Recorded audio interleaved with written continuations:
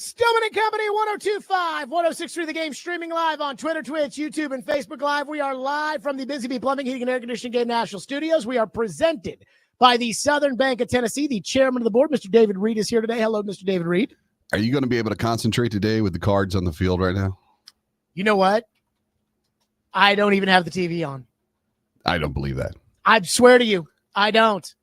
I'm so in on today's show. Okay, well, good, because it's not looking good right now. What score? No, it's scoreless in the bottom of the first. Okay. Okay. Well, I was like, hold on. What's a? I will have to keep my eye. I'll have to turn on the TV here in the studio here at some point. But I have got to talk about this Cam Ward docu-series on Tubi. It's apparently a 6-part docu-series. The Cam Ward story from a 0-star recruit. By the way, have you heard that? Cam Ward was a 0-star recruit out of high school and went to Incarnate Word. He ran the wing T in high school. He went to Incarnate Word and then Washington State and then Miami. Did you hear that? Did you know that? Apparently, there is a 6-part docu-series coming to Tubi. Now, I'm just going to be honest with you when it comes to Tubi. I think I know what Tubi is. I'm not totally sure, though, that I know what Tubi is. Reed, am I correct in saying Tubi is like Amazon's free television channel, right? I thought it was operated by Fox at one point. Maybe that's yeah. You know what? They had like a red carpet show at the Super Bowl. It's free. And they were like, that's all we need to know. Tubi. There you go. And I saw that Buck ripped Cam Ward for it. More on that later. I saw Robbie and Joe this morning said, do whatever commercials and bull crap you can do in case you suck, so at least you'll make a little money, even though Cam Ward has already made $38 million and probably a little bit more than that this calendar year. But again, more on that later too. Here's what I'll say about the news about Cam Ward's new docu-series, again, on Tubi. Was LG TV, was that unavailable? Were they not interested? You know, the free LG channels? There's like a Star Trek channel, apparently, that just runs reruns of Star Trek, the original series, all the time. I guess they're too busy with that for the Cam Ward documentary. He had to go to Tubi. So here's what I'll say on the Cam Ward front. Number one, I am not watching this if it, as reported, drops in September. If it dropped next week, I might watch it. Again, middle of July, what exactly is going on, or middle of June, what's going on? We'll have the NHL draft, and then after that, who knows? You know, I could watch a Cam Ward docu-series. September? No.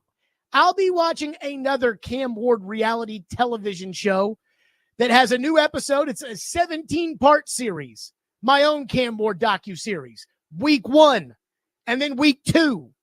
So this idea that I'm going to sit on the couch and watch Tubi to watch the Cam Ward docu-series so it can tell me, did you know Cam Ward was overlooked coming out of high school?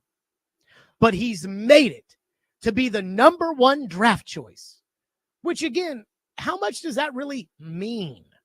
I mean, I know it's nice and the check's good. I already said $38 million signing bonus. But Jamarcus Russell was the number 1 pick too. It's like Tom Brady said about Shedeur Sanders when he tried to lie to everybody that he had nothing to do with the Raiders not taking Shedeur. And Tom Brady said, it's about what you do after you get drafted, not about what you do to get drafted. And I agree with that. Sorry, I'm not interested in September. I'll have important stuff to watch, and it'll be on a better channel than Tubi. And number 2, I don't view this through this lens of Cam Ward needs to earn it on the field before we give him a documentary. And I'm not doubting Cam Ward's desire to be good. But at the same time, when it came to Cam Ward, wasn't the big thing about him, wasn't that he was all ball all the time. Cam is no extra fluff, no frills, no window dressing, no bull crap. Remember the video that Titan fans ran into the closest Trader Joe's when they saw, where Cam was telling Shedeur Sanders, I don't want to do a rap song because I'm a football player. I'm not a rapper. I care about ball. And again, Titan fans on Twitter lost their mind. Our guy cares about ball. Our guy gets it. Well, doesn't you dropping your own 6-part docu-series kind of go against that brand of, I want to be remembered as a football player and I only care about football and I'm invested in getting better every day? We haven't pissed a drop in the National Football League. Again, you're releasing your own 6-part docu-series. Well, he was a 0-star recruit. Yeah, J.J. Watt was a tight end coming out of high school who nobody knew. Josh Hines Allen was a wide receiver. They also went really high too. When does the J.J. Watt documentary come out?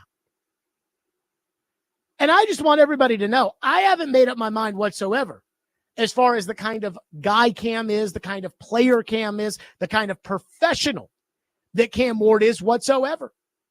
And I know we do this thing where we get so adamant in the draft process about, I know he's going to be awesome. But I didn't know anything about Cam until this draft process began. And so all I can go off of are the interviews that he does, his game tape at Miami, and now the interviews that he's doing here and what's happening on the practice field. So I'm not going to pretend that during this draft process, and I watched all the interviews Cam did, and I said, Cam sat down with Jim Miller and Pat Kerwin on Sirius XM NFL radio at the Combine. And I was like, hey, this was an impressive young fella. But that takes me where we are today. And I'm not sure that I'm drinking the Kool-Aid that the Titans tried to sell after they picked Cam Ward, and really before they picked Cam Ward, when everybody knew they were going to pick him. And that was that this guy is all ball all the time, i.e., no vanity. No Tim Tebow, no attention seeker, no Will Levis. That's what the Titans have told everybody. Again, Nick Holtz went to the podium and said, he gets in before the coaches do. Well, that's not an accident. The Titans are trying to tell you, he's all ball all the time. All these other things, they're all distractions. And Cam doesn't worry about that. Cam doesn't want to be a rapper. Cam doesn't want it. Cam's ball, ball, ball.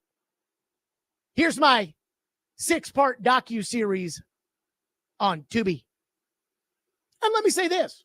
When it comes to the guy Cam is, the player Cam will be, the professional that Cam Ward is going to have to be in order to save this wretched franchise. Because, again, that's the truth. There are positive signs. Again, the 5 a.m. show up, and I love the fact that it was other people talking about it and not him. The broken ping pong paddle last week in the locker room where Cam got mad that he lost at ping pong and he threw it down and he broke it. That does remind me of something that Tom Brady, being so competitive, once did with a backgammon table in the Patriots locker room, that it does tell me, hey, maybe this dude is competitive and it's all about that juice. But that said, instead of you telling me that Cam Ward's all about ball, instead of you harping on this, oh, Jared, Mario Cristobal says, Cam is the real deal. Cam is legit. Cam is all ball. Instead of telling me that and telling me that I have to believe it, I want to see it with the actions. You guys tell me, we got a dog. He's so competitive, Jared. He's 10 out of 10 confidence. Well, let me see it. If he's such a winner and he's so competitive, I don't know, maybe play the second half of the Pop-Tarts Bowl.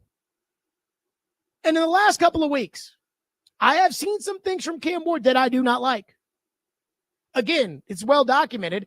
I do not like that confidence comment about 10 out of 10. I could throw 4 interceptions and I'll still be 10 out of 10. Like, okay, Brett Favre, easy there. Like, let's, again, respect how difficult the game is. And, of course, I become the bad guy when I say something like that. But the interception on 7-on-7 not counting last week, that stuff doesn't rub me the right way because either we're competing or we're not. And this documentary, it makes me wonder, What are you in this for? Again, did you think that you're going to be drafted number 1 overall and they're just going to hand you the Super Bowl trophy? Because, again, a lot of people have been drafted number 1 overall. Guys that are far more accomplished than Cam Ward. Baker Mayfield, more accomplished than Cam Ward. And it took him on his 4th stop to figure it out in the NFL. Jameis Winston, far more accomplished than Cam Ward. Granted, he had his own issues to be worried about at the time. But he's a backup. Kyler Murray won the Heisman Trophy. Cam didn't. Do we even think he's good? So when I see this documentary coming out, again, I'm not saying Cam isn't all ball all the time. But just because you tell me he's all ball all the time doesn't mean that now all of a sudden I'm going to say, oh, wow, he's all ball all the time. It makes me wonder, what are you in this for? Are you in this to beat the Denver Broncos on week 1? Or are you in this because you want everything to be about Cam? Because you're into the money, because you're into the position, the status, the Instagram following, the documentary, the vanity. Again, no disrespect to Tim Tebow, but when Tim Tebow was kicked essentially out of the NFL because he wasn't good enough, he tried to play baseball. Do you think he tried to play baseball because he thought he was Bo Jackson or even Brian Jordan? Or do you think he went to go play baseball because he wanted the attention on himself? It's like people in the radio industry. Some people do this job. Some people do it because they want to say they have a show. They want to go up to people in public. They want to talk to them. What do you do for a living? Oh, well, I host my own sports radio show. And then the reaction is, oh, that's so cool. And then there are other people that do this job because it's who they are. These games, these teams, these storylines, it becomes an artwork of the, again, expression. Again, whenever I tell people about this job, I go back to the sophomore in high school me. And 2 things about the sophomore in high school me. 1, I'll never forget after watching the Titans drop the 2nd game of the year against the San Diego Chargers at home. I was so frustrated with the performance. The team sucked. The coach sucked. The tackling sucked. The coaching was awful. And I had no outlet for it. It was all pent-up anger and nothing that a 16-year-old Jared could do about it. And the book they made me read in high school, they said, Jared, you need to read a book. I said, fine. And I got a book written by Christopher Mad Dog Russo. Those are the things when I think about why I do what I do, that's what it reminds me of. Again, so are you in it? Because it's who you are, the competition, the desire to be great, all the things that, again, these guys that really make it, they're all about. Whether it's Roger Staubach having to sit the bench and lose an NFC title game, whether it was Troy Aikman having to battle out Steve Berline, whether it was Brett Favre having to deal with all the injuries and everything else in his life. But is that who you are, or is it about the vanity of this is my 6-part docu-series about my life and how great I am and the money I'm going to make because of it? Which one is it? Again, everybody tells me he's all ball. Oh, and by the way, he's got a 6-part docu-series coming out on the channel nobody watches. You tell me. 615-737-1025, which is our phone number, 615-737-1025. And I'm not saying people are going to misconstrue this. They're going to say, Jared Stillman got on Cam Ward and said that he's all vanity and not ball. I'm not saying that. I have not made up my mind when this comes to Cam Ward. But I'm looking at what he's doing more so than what he's saying that gets everybody all excited. 615-737-1025. We will get to your phones. Plus, Buck went scorched earth on Cam Ward for this. Joe Rexrode got mad at Buck and went all in defending Cam Ward for this. And I have a thought on both takes and what it really revolves around, which is the mayonnaise commercials last year. We'll get to that next. 615-737-1025. It's Stillman & Company on 1025 again.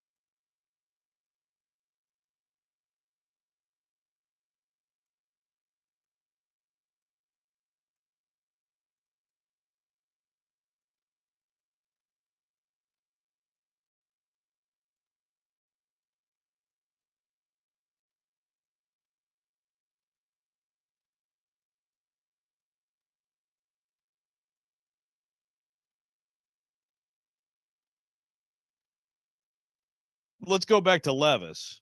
I said it last year. It's like, well, you better earn it. You better do something first, which I'm sure was like Jared State. You gotta earn it. Hey, guess what? Thank God he did it. If I'm Will Levis's agent, mom, if I'm him, his girlfriend, good thing you did those Mayo commercials, bro, because you're not getting anybody else knocking on your door right now. I mean, get out of here. You do not have to earn doing a commercial or anything that's going to make you money. If you've earned it by what you've done already, which is, get yourself to the point where you're in the NFL, yeah, go ahead and do that. I mean, again, unless it's actually like infringing, hey, coach, I can't make practice.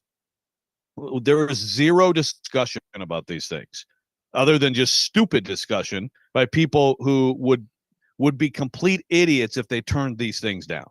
Complete idiots. So please spare me this pearl clutching over this crap. Now, I will say one thing about this. Does it really need to be 6 parts? That's the one. That's the one area. That's the one area where I would agree with young Andrew. So there you go. That was Joe this morning being like, I don't want to hear about the pearl clutching. If you get the opportunity, you do it. So Buck, and I was shocked by this at A2ZSports.com, Buck went scorched earth on Cam Ward's docu-series, again, the 6-parter on Tubi, and compared it to the Will Levis Summer of Mayonnaise in 2024. Basically saying Will Levis didn't earn that, and it blew up in his face. Cam Ward hasn't earned a 6-part documentary, and why are we trying to follow in the footsteps of Will Levis? And Robbie and Joe pushed back and said that take was absurd. I'm glad Levis did it, so he got the money. Again, I don't know how much money Will Levis has. I know Will Levis comes from money. I also know that Will Levis made a lot of money by being a second-round pick. Not as much as a first-round pick, but he made a lot of money by being a second-round pick. I don't think the embarrassment that Will Levis had to go through because of the mayonnaise commercial was worth the money, just to be completely honest. But again, that's his feelings, not mine. But here's what I'll say when it comes to the Ward docu-series and the Levis, again, Summer of Mayonnaise. Oh, de mayonnaise. Mayo, what was it? Mayo tailgate be steamy. Yay. It feels like in both cases, with the mayonnaise and the docu-series, the appearance to me is a young NFL player who hasn't accomplished anything saying, I've arrived. Both Levis and Ward. And I know that sounds crazy for all of us. The key demographic for sports radio is men 25 to 54. And so I think I'm right at 35, smack dab there in the demo. My dad, if I were to tell my dad that Cam Ward was going to have a 6-part docuseries on Tubi, my 73-year-old dad would be like, what? But again, he's not part of kind of the target demographic of who I'm speaking to right now, though I'm sure he's probably listening. Again, I'm smack dab in the middle. I think this stuff's ridiculous. And I think a lot of people that are, again, sports radio listeners, I think they think this is crazy too. Cam Ward's not 25. Cam Ward's 23. And our generation and his generation are totally different. And we do not care about the same things. Again, the I've arrived moments for these kids are things like, look at my commercial. I made it. Look at my documentary. I made it. Shedeur Sanders was off of teams' draft boards, not because he wasn't any good. He's better than Dylan Gabriel. He was off of the draft boards because teams did not like his personality. And when you saw the party that he had for his draft night gone awry, I'm sure a lot of you didn't like it either. Even if that's not Cam's mentality of, I've made it, I've arrived, look at me. That's what this all comes off to me as.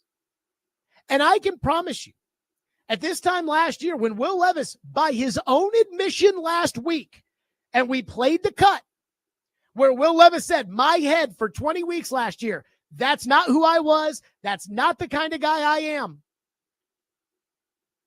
I can promise you, This time last year, while he wouldn't have said publicly, I made it, his actions said, I think I've made it. Because he did everything that he's seen star quarterbacks do when he was growing up.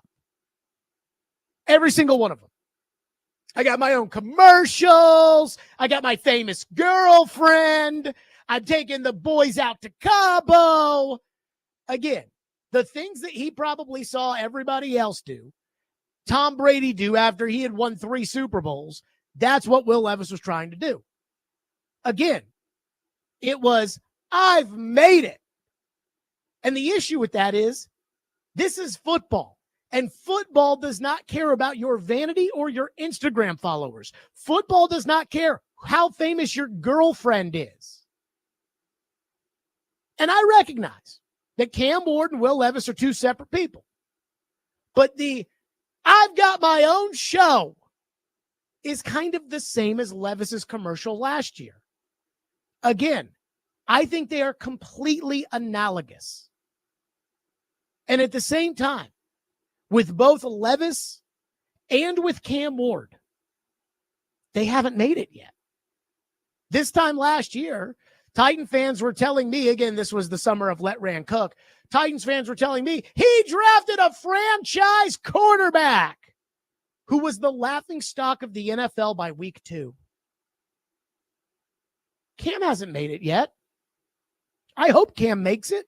That's my team. But Cam, I'm sorry. Cam has not made it, and having your own documentary kind of feels like, hey, look, I've made it. And that's the vibe it gives me, and that's why I do think it is analogous to Levis's mayonnaise commercial. You know, I went out on a date one time with a woman who is an educator and lower school, elementary school education, and she told me, I kid you not, she told me that they would have videos of these students learning how to type. And that in the videos that they would watch to see, okay, who's learning how to type quickly, who's not. Again, we learned how to type when I was in school, but it wasn't super serious. Well, now everything's on computer, so I'm sure it is serious. And I'm sure Jack, my son, will go through a lot more typing exercises than I did, where I learned how to become an efficient typer because of AIM. But again, apparently these videos that these kids in elementary school, they're just doing like a typing exercise on the computer. And this educator told me that these kids at the end of it would say, hey, be sure to like and subscribe, because they all want to be YouTubers. They all want to be influencers. Again, I'm 35 years old. I'm 25. I'm definitely not 25 anymore. Whew, sucks. But I was going to say, I'm 35 years old. If my son came to me, and I have no idea what my son's going to want to be. If he comes to me and says, Dad, I want to be an influencer, I'm going to say, son, let's learn like real skills. But it's a different generation. And so again, the look at me, I've made it. I believe that is a hallmark of this younger generation. And it's a very dangerous tentacle to get caught up in. And it did happen to Levis last year. And while Cam is a different person than Levis, it doesn't mean that they're analogous. It doesn't mean that they're not analogous. It means to me, it seems like it's kind of following the same trap. 615-737-1025, which is the phone number. 615-737-1025. A lot of you want to weigh in. A lot of you want to weigh in on this Cam Ward documentary. I got one other follow-up thought. We'll get to it next, and then your phones. Stillman and Company, 1025, 106 through the game.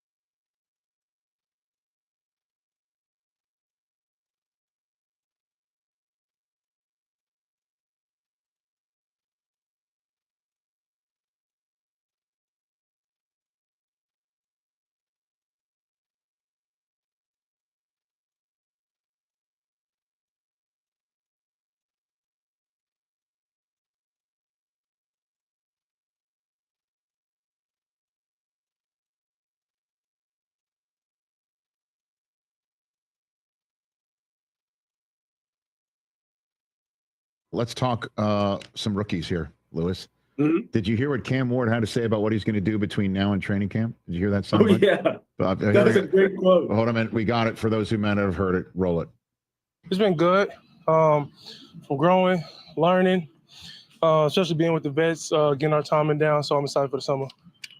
What's your plan for the next 5 to 6 weeks before you report to camp and when you gather with your receivers and some of the other quarterbacks and go over things just to kind of refresh everybody? Just work out, stay in the playbook, and throw the out the ball. That's so good. Right? What do you think when you hear that? That's him, man. He's all ball. Again, we talked about Pittsburgh.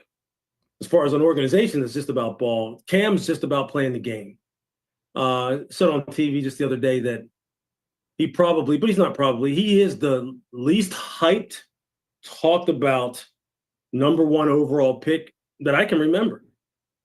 And I can't understand. I understand why, because of the other big personalities in the draft this year, at quarterback, namely Shador and all the oxygen that he took out of the room as far as the discussion is concerned. But Cam is legit, man. That's how he is. That's how he was. That's what the coaching staff told you when you went up to Pullman at Washington State.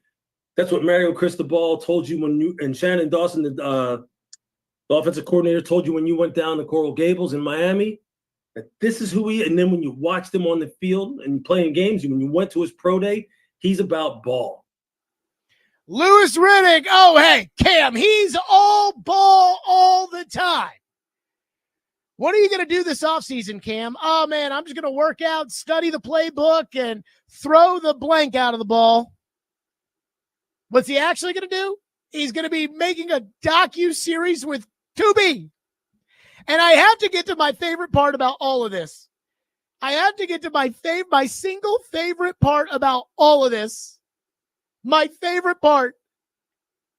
Tubi, really?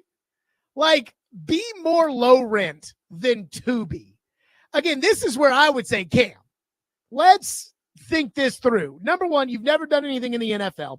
And so a 6-part docuseries really isn't as good as it would be if, let's say, you turn into John Elway. Then I think it would look pretty good. So let's let you be John Elway, and then let's do that. But then Tubi.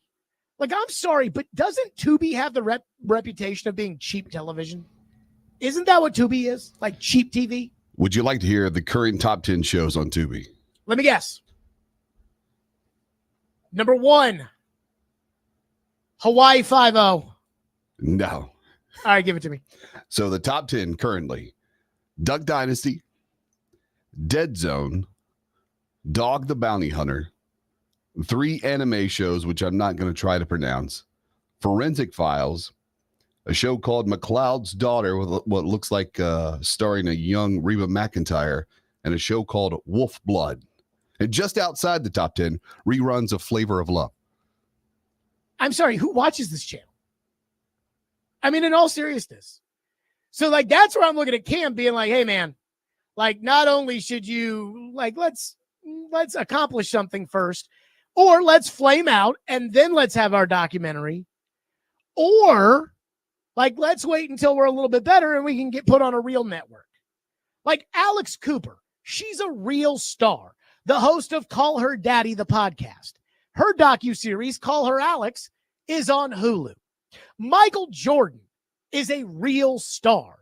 His documentary was on ESPN and purchased by Netflix. Larry Bird and the Celtics are on HBO Max.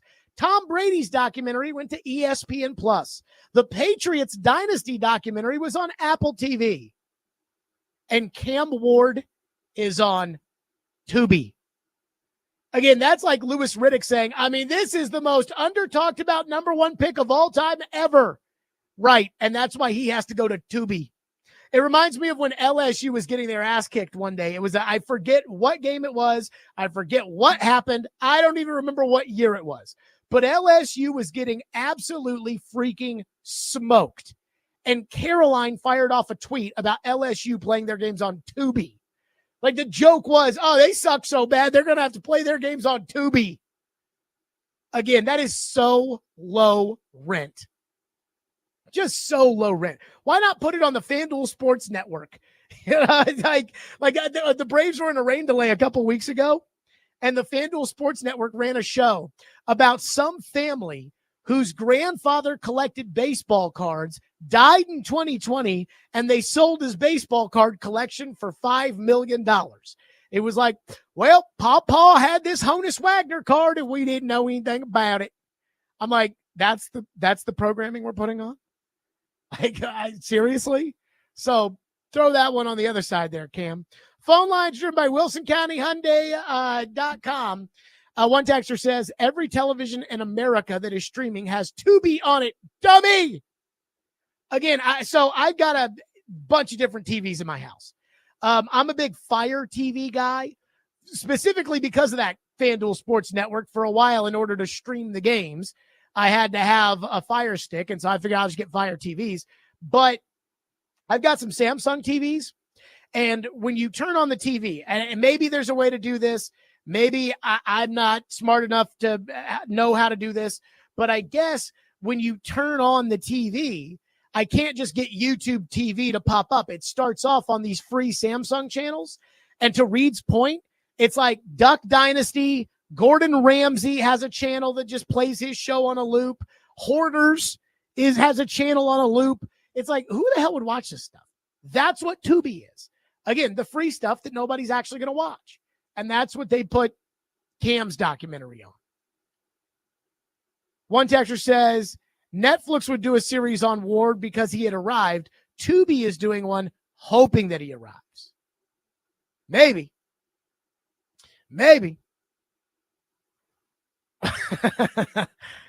Oh, man. Some of these texts, Josh in the text line, I'm not reading that on air because I'm not getting in trouble, but that's pretty funny for whatever that's worth. Jared from Spring Hill says, my money wasn't on Ward to get a documentary his rookie year. Figured it would have been Shedeur Sanders. If this was Shedeur Sanders, he would have been eaten alive. From Fortnite to football, the Cam Ward story. So doesn't Dion, Reed, do you know that, doesn't Dion have a talk show on Tubi? Oh, I don't know. If so, it's not in the top 25. So that goes to tell you. But Shedeur's going to, Well Off Media is going to film everything around him, and then they're going to sell it to Netflix if he's a success. If he's not, that footage will never be seen. I disagree. If Shedeur sucks, then it will become about the Shedeur Sanders completely falling apart story like Johnny Manziel, and everybody will watch it. No, they'll never admit that he's not an NFL quarterback. They'll never show that footage. One texter says, a lot of Alex Cooper and Call Her Daddy talk lately. Yes, because I watched the documentary. That's why. Because it was on Hulu. And people were saying, you should watch the Alex Cooper documentary. So I watched it. And so the last 2 days, I've been talking about it because I saw it. In fact, I actually do have a topic. I haven't put it on the grid yet. I haven't talked about it yet. But I do have a topic surrounding the Call Her Daddy podcast, or not Call Her Daddy podcast, but the Call Her Daddy documentary. The Boston U athletic director. I don't know how he still has a job. One texter says, Tubi is great for watching very old Doctor Who episodes. I never got into Doctor Who. I was, really for me, I like Star Trek and I like Stargate SG-1. Other than that, sci-fi I didn't do it for me. Don't like Star Wars. Don't like Doctor Who. Didn't like Battlestar Galactica or, what's the other one? Oh, I can't remember it. I'll remember it 5 minutes from now and nobody will care at that point, but I can't remember what it is. Babylon 5. That's it. Did not get into Babylon 5, Doctor Who, none of that. Did like Stargate SG-1 though. Thought that was pretty good.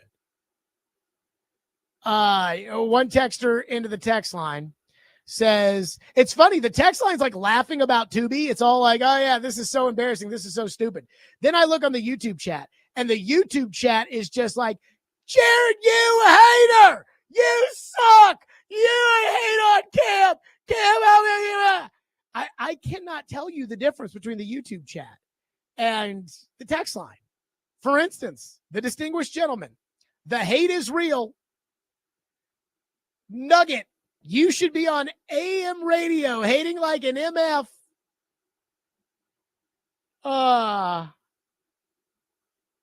One person said, Vrabel was so right about you. Let me ask you, do you think Mike Vrabel would have been cool with this? Cam Ward hosting a documentary before he's ever done anything in the NFL? I think Vrabel will be cool with that. I guarantee you, Callahan will do a sit down for this. Brinker and Borgonzi will not. It absolutely was noticeable to me that in that Titans draft video they put out on YouTube, the one where Denard Wilson spelled out Titan and told the rookies to write it down because it was really important, that Denard Wilson, Nick Holtz, and Brian Callahan did sit-down interviews for that documentary, along with the rookies doing the sit-down interviews. Brinker and Borgonzi did not. All of their quotes in that were taken from a press conference setting. And I almost wonder if it's like the Titan social media team that doesn't know that Father's Day is for dads. I do wonder if they were like, okay, we're not bothering Brinker and Borgonzi with this. Or if Brinker and Borgonzi said, we're not going to be bothered by this. That I don't know. But again, I thought it was crazy. Just how they weren't in it, but Callahan and his group were. I guarantee it. You know what, Reed? Let's put it on the list. I don't know. This doesn't feel like it. It's too late. It's coming out of your mouth now. All right. I guarantee Brian Callahan does a sit-down interview for this Tubi documentary. Oh, for sure. It's yeah. Not Brinker and Borgonzi, but Callahan. 615-737-1025, which is the phone number, 615-737-1025. I did watch the NBA Finals last night. I originally had an NBA Finals take, but then there was another. I don't even know if you can't really say this is an NBA story, but there was another NBA thing that I actually care more about. So we're going to do that next. Stillman and Company, 102.5, 106 for the game.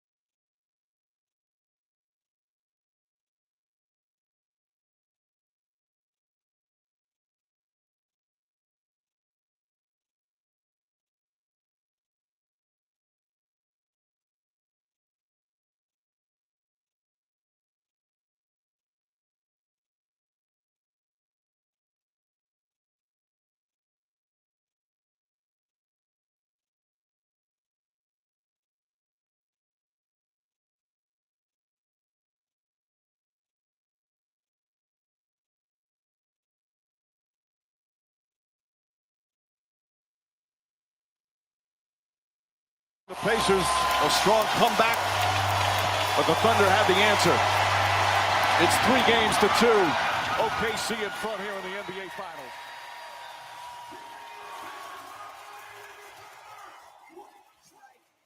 J-Dub, they cut it to 2 points in the fourth quarter, and then your defense, yes, they did. You didn't know that? And then your defense just changed. What happened?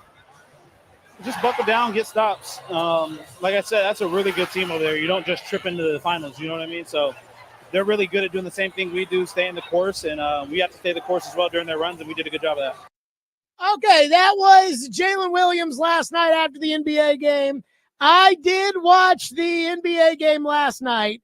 I'm not making that up. I actually did watch it, and it wasn't bad. I mean, it was kind of boring, and I turned it off there at the end, but I was thankful that they did the starting lineups and that they showed them on TV.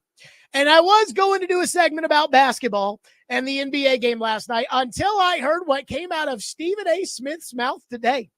Now, I was not watching First Take. I do not know the context behind how this came out of Stephen A. Smith's mouth. But Stephen A. Smith they were doing a topic on First Take, and somehow the topic of Memphis came up.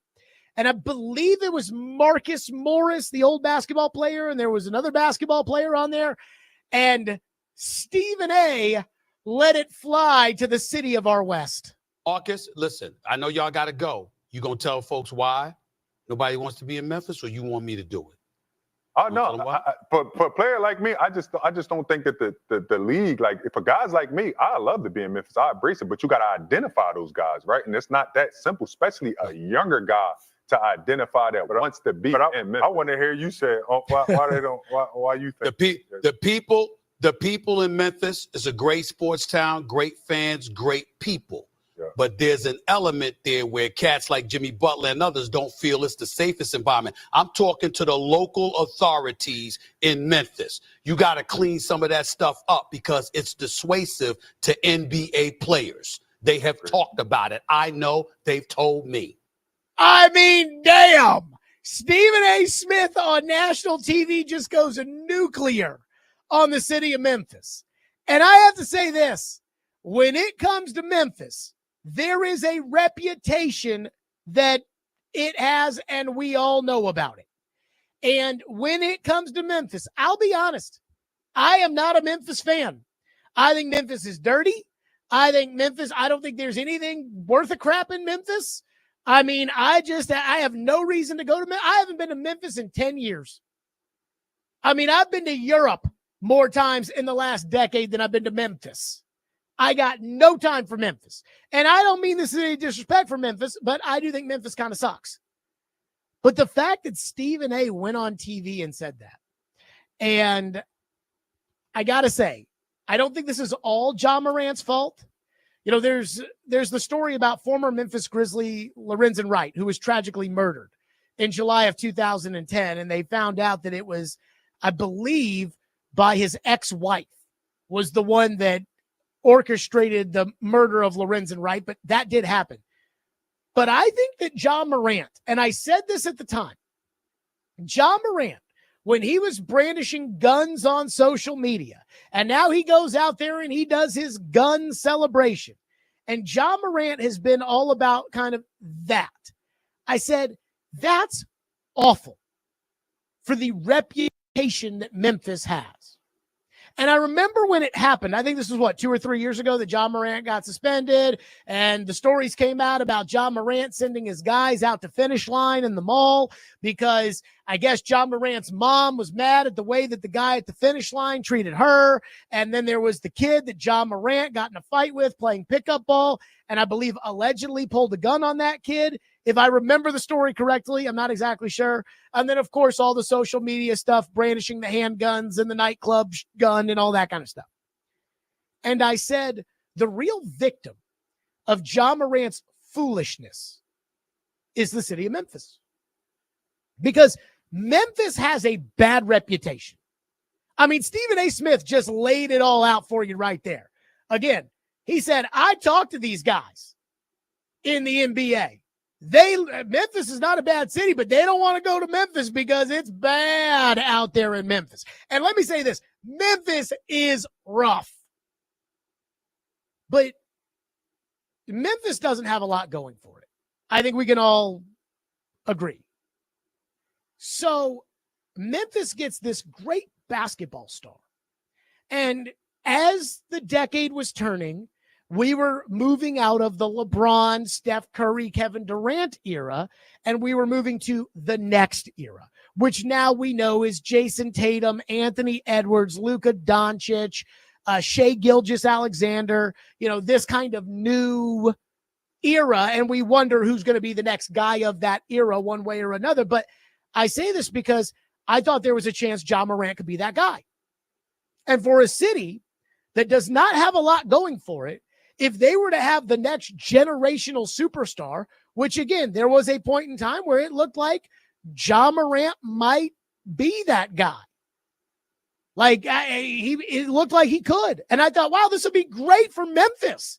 And if they're a NBA Finals competitor, we'd be talking about him on the radio here in Nashville. And then all that gun stuff started with Ja Morant. And I said right then, the damage that he is doing to the city of Memphis, you may not be able to put a dollar amount on that. That's how much damage he's doing. The reputation is already bad. There's one famous person in the city of Memphis right now. It's Ja Morant. And the one famous person in the city of Memphis has story after story coming out about him with all the negativity and the culture and the crime and all of that tied into one. Not that Ja was committing crimes, but when you see handguns and all that kind of stuff, that's what we're talking about here. And I say this because, again, I don't want this for Memphis, but it's just the case. It's just the facts. And so Memphis already has a bad reputation. There's one famous person there, and then he perpetuates all of the negative news about Memphis. And now here's Stephen A. Smith on national television saying players don't want to go play in Memphis. And I don't know what they're saying on Memphis Sports Talk Radio. In fact, this may be something I look into later tonight.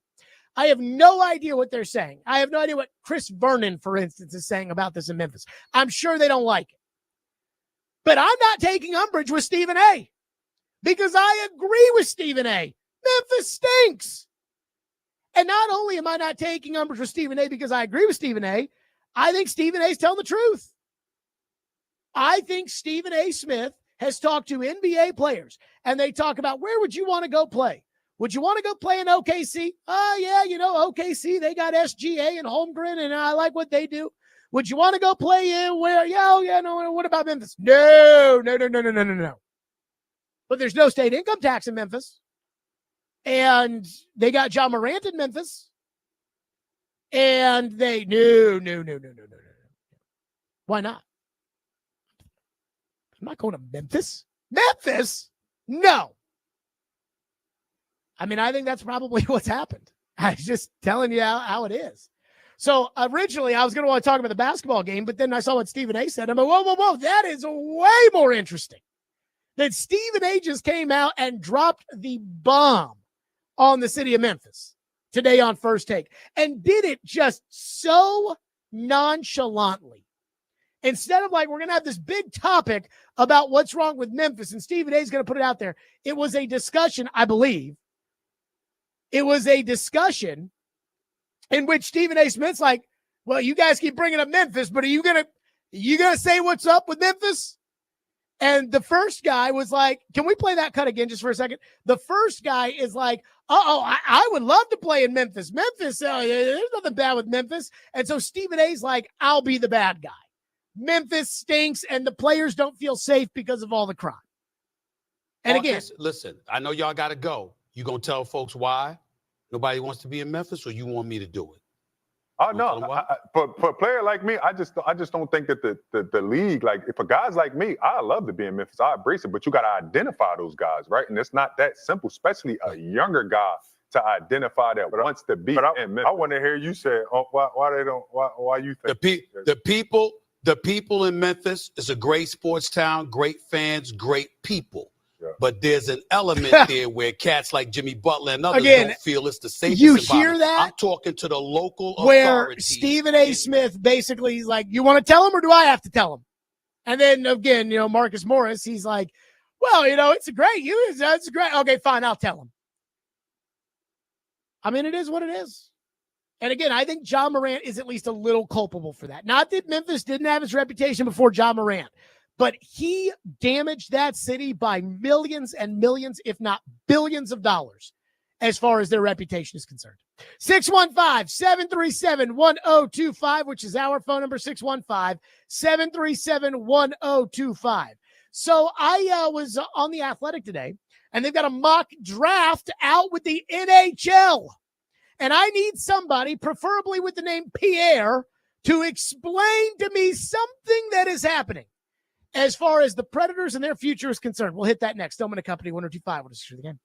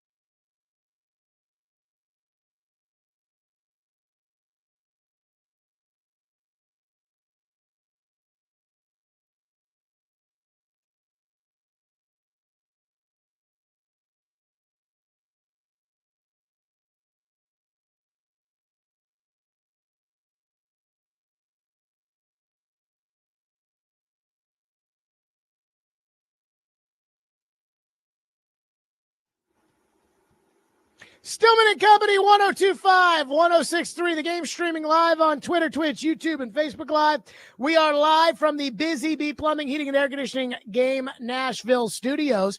We are a week and a couple of days away from the NHL draft. And if you've been watching the Stanley Cup final, and most of you have not, which we'll get into in a little bit, but if you've been watching the Stanley Cup final, you notice that, hey, all these guys that lead these teams that end up winning the cup, yeah, they're usually taking like 1, 2, 3, 4, 5. That's pretty much it. And 5 is a little bit of a stretch. Matthew Tkachuk was taken 6th overall, I believe, in 2016. So it is doable. And the Predators have the 5th pick in the draft. And we were told when we realized that this Predator season was going to be an absolute train wreck, and there was really no coming back from it, we were told, hey, the Predators need to end up with one of the top 3 picks. It's a lottery system. Nobody is going to catch San Jose in terms of how terrible they are. No one is going to follow Chicago or follow San Jose except for Chicago because of how terrible they are. So you're going to need to pick 1, 2, or 3. And the Predators had the 3rd best odds. And we saw the ping pong balls live on TV. And we saw the first one come off to the Islanders. And then somehow Utah, who was much better than the Predators this year, ended up with the 2nd pick, which moved them to 4th. So now the Predators pick 5. And I said, oh, no. There go all the good players in this draft. Schaefer and Misa and Higgins and Martone. And now you're going to have to hope that you can draft one of these guys. It's like a 3rd line, 2nd line center at best. The big boy forward is gone. And yet, today I found myself looking at the latest mock draft at The Athletic. Corey Pronman, who's one of their 2 hockey prospect writers, had a mock draft out today, in which he has the Predators with the 5th overall pick taking Caleb Denoyer, who's also a center. And then I saw who was picked behind Denoyer, figuring that, okay, yeah, that makes sense that you take Denoyer. He might be the best player on the board. I have no idea, by the way, who's good and who's not. But he might be the best player on the board after Schaefer, who's going to go 1, Misa, who's for sure going to go 2, and then I assume, Higgins and Martone will go in some order 3 and 4. No. The Predators are taking Denoyer at 5, and they are taking them over Higgins and Martone. And so I need somebody, preferably named Pierre, who would know. I need somebody named Pierre to explain to me. I thought this was a 3-person draft. That's all people kept saying to me the entire time was, this is a 3-person draft. Robbie Stanley told me this is a 3-person draft. All the gurus told me this is a 3-person draft. Bob McKenzie told me this is a 3-person draft and had Higgins as the number 2 player in the class behind Schaefer. And yet, here we are a month and a half away, and now the gurus are telling us that, oh, Schaefer and Misa are going to go, but there's going to be an Anton Frundell who's going to go ahead of Higgins and Martone. There's going to be a Jake O'Brien who's going to go ahead of Higgins and Martone. There's going to be a Caleb Denoyer who's going to go ahead of Higgins and Martone. And I'm trying to figure out how this is possible because, like the NFL draft, yes, they've had the combine, but at the same time, they haven't played hockey since then. If you remember when we all had to watch a draft lottery, and I knew in my heart, I knew the Predators were going to get screwed. And I don't think it's rigged because we saw the ping pong balls live on air, but I just knew that this draft lottery was going to screw the Predators.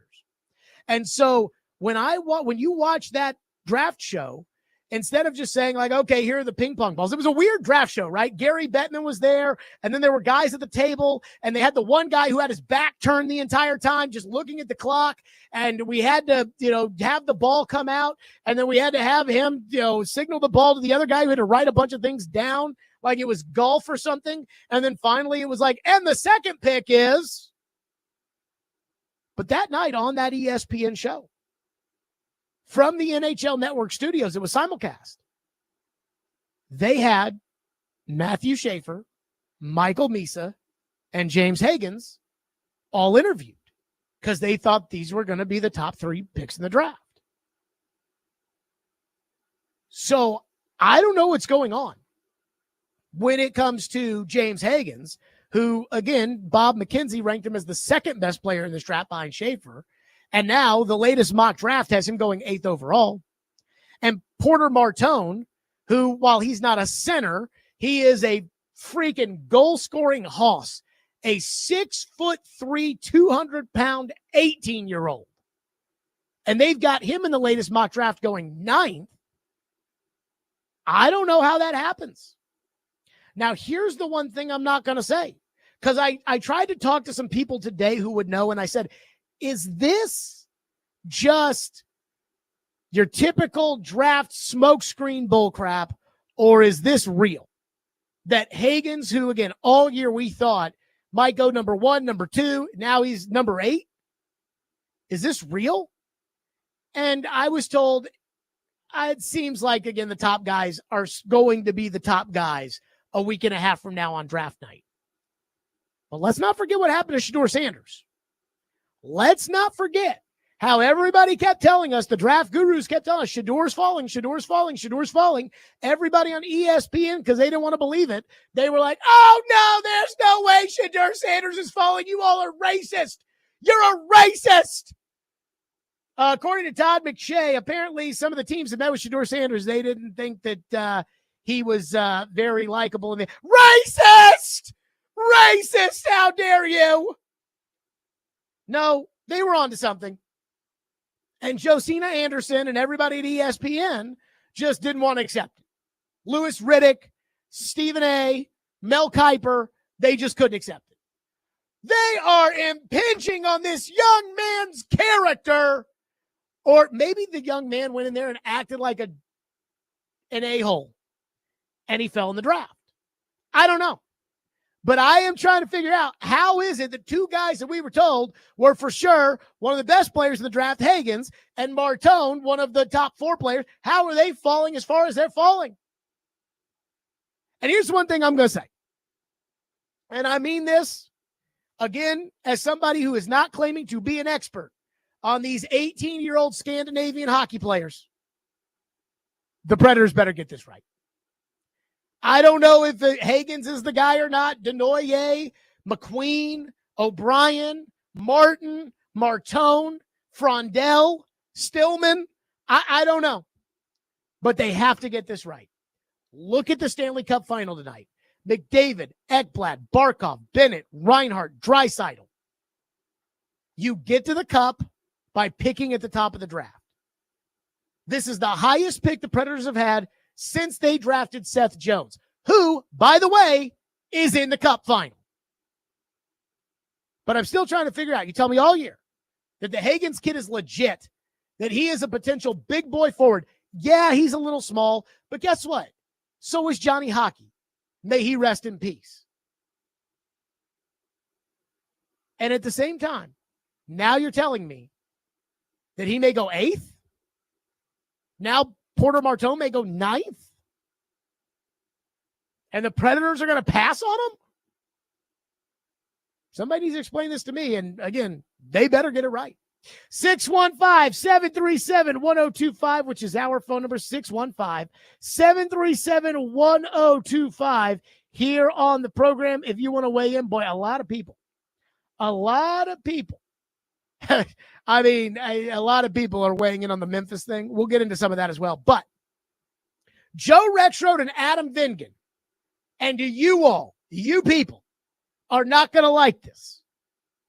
But coming up next, something that this Stanley Cup final And this NHL draft makes me feel very strongly about. We'll get to that next. Stillman & Company, 102.5, 106 for the game.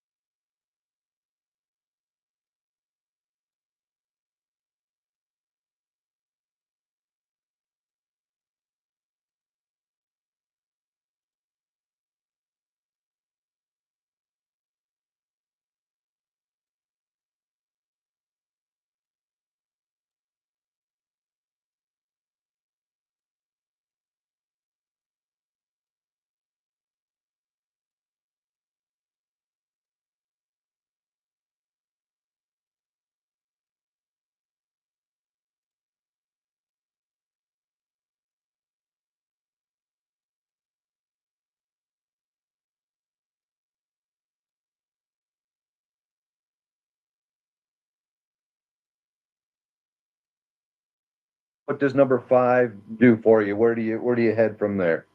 Well, we're in the process of all the meetings right now upstairs. I sat in with our scouts today. I feel that even at the moving back a couple spots in number 5, we're going to get a good player. I don't have any doubt about that. What it might do, depending on once we get the order, we're probably going to put a couple of plans into place. I'll have to make some phone calls and follow through with some of our plans. So, I think, when we get through with all the process, we have the combine coming up, as well as some interviews with the players, especially what we think is probably the guys will be in probably the top 10 for sure. We'll do a lot of background checking, do all that. And once we get that in order, we'll try to figure out what everybody else is doing and have a few plans in place to go in the direction we need. There you go. That was Barry Trotz after the ping pong balls absolutely porked the Predators on the draft lottery. They will be picking 5th. So I've got a take that I've kind of forged watching these Stanley Cup finals. And I know Joe Rexrode ain't going to like it. Adam Vingan ain't going to like it. And I know you all ain't going to like it. But I think there are a lot of Preds fans, especially after last season, which was an unmitigated disaster. It was a train wreck, who felt like Barry Trotz was in over his head. He's not a good general manager. They need to make a move. They need a better general manager in here. And all those signings, it was so bad that he better get it figured out now or he's got to go. And he wouldn't fire the coach, and that made a lot of people mad, including me. Just wanting to say that. But I think that we got to understand something here, and the Stanley Cup final is a great reflection of this. There have to be separate paths of evaluation on the coach, Andrew Burnett, and the GM, Barry Trotz. And the reason for that is because they're very different jobs. And I said that about a month ago on Jared versus Joe, and Joe was like, no, you don't sign Steven Stamkos and say I need time. But I got to believe that big picture, time is exactly what you have to give him in order to evaluate whether or not he actually, as a general manager, knows what he's going to do. And I think most of you are on Joe's side. Again, they better be competitive this year. They got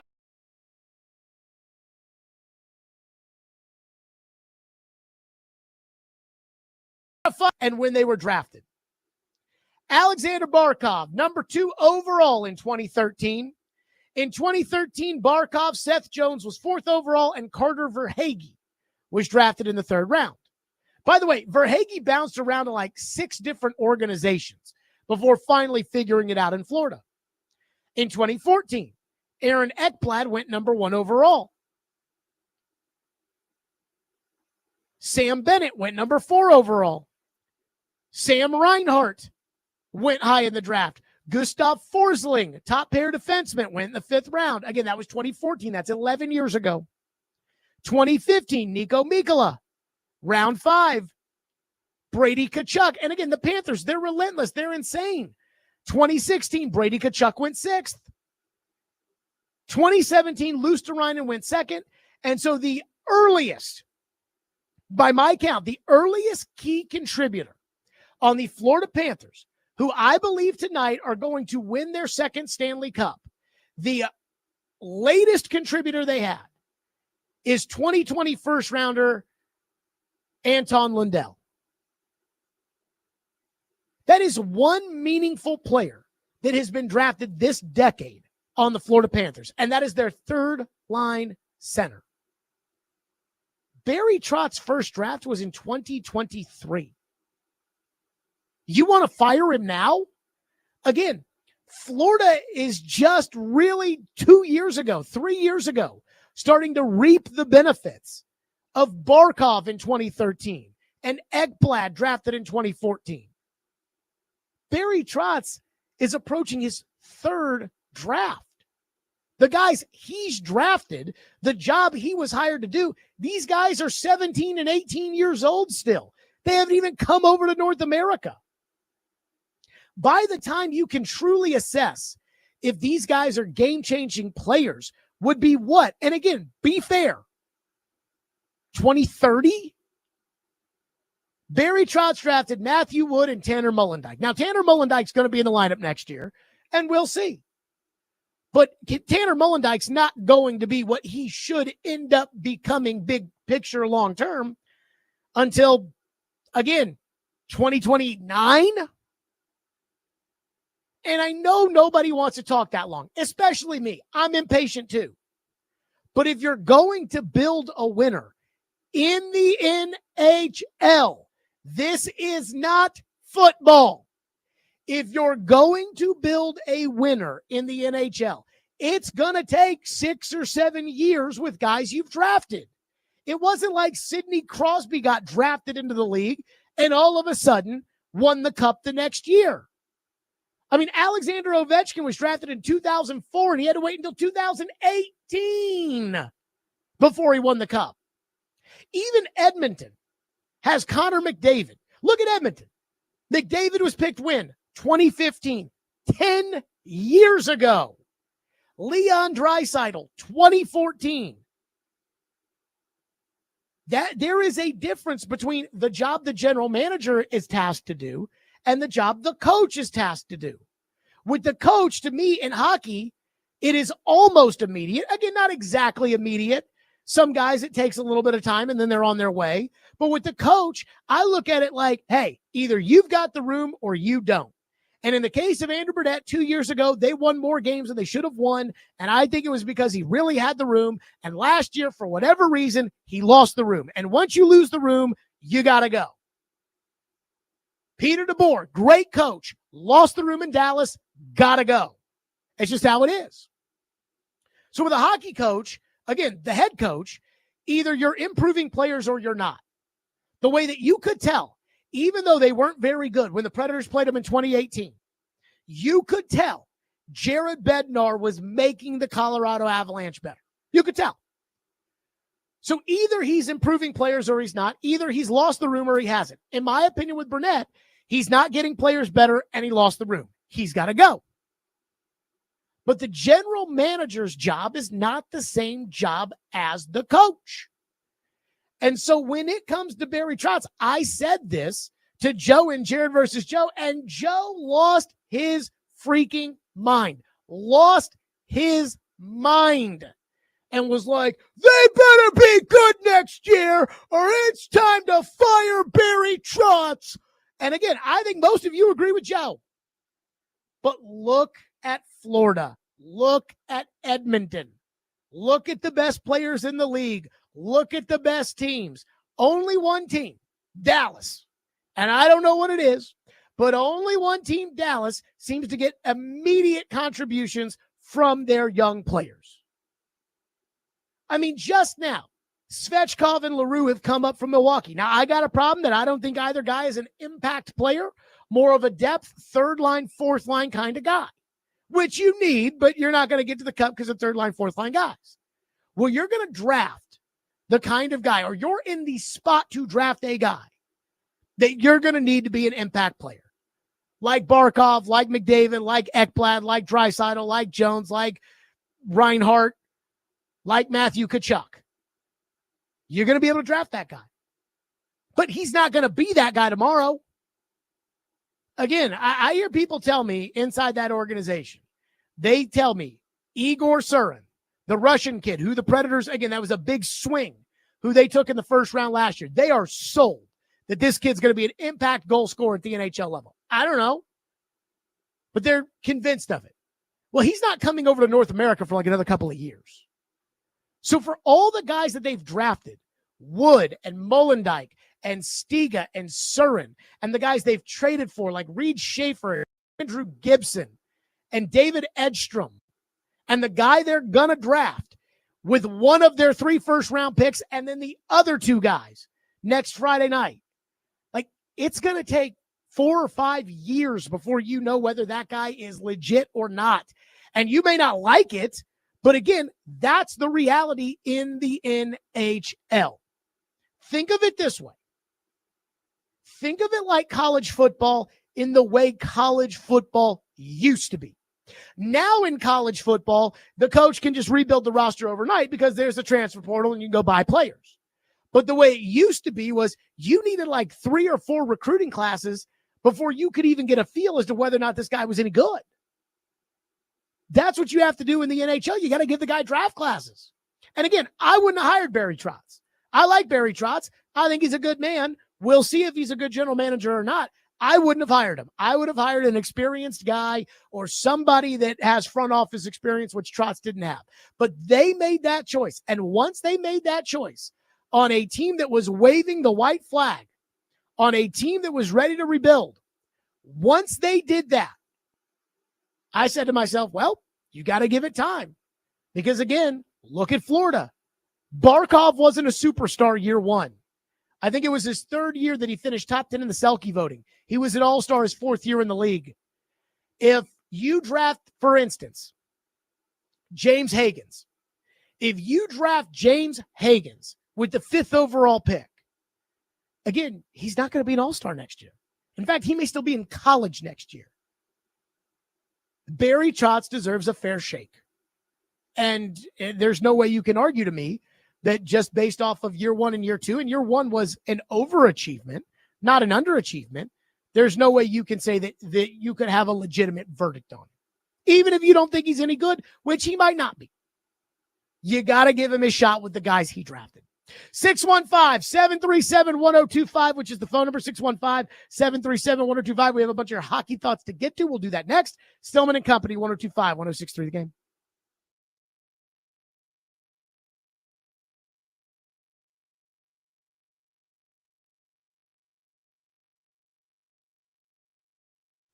Let's talk about Hiller Plumbing, Heating, Cooling, and Electrical. You know I love Hiller. They take great care of my home.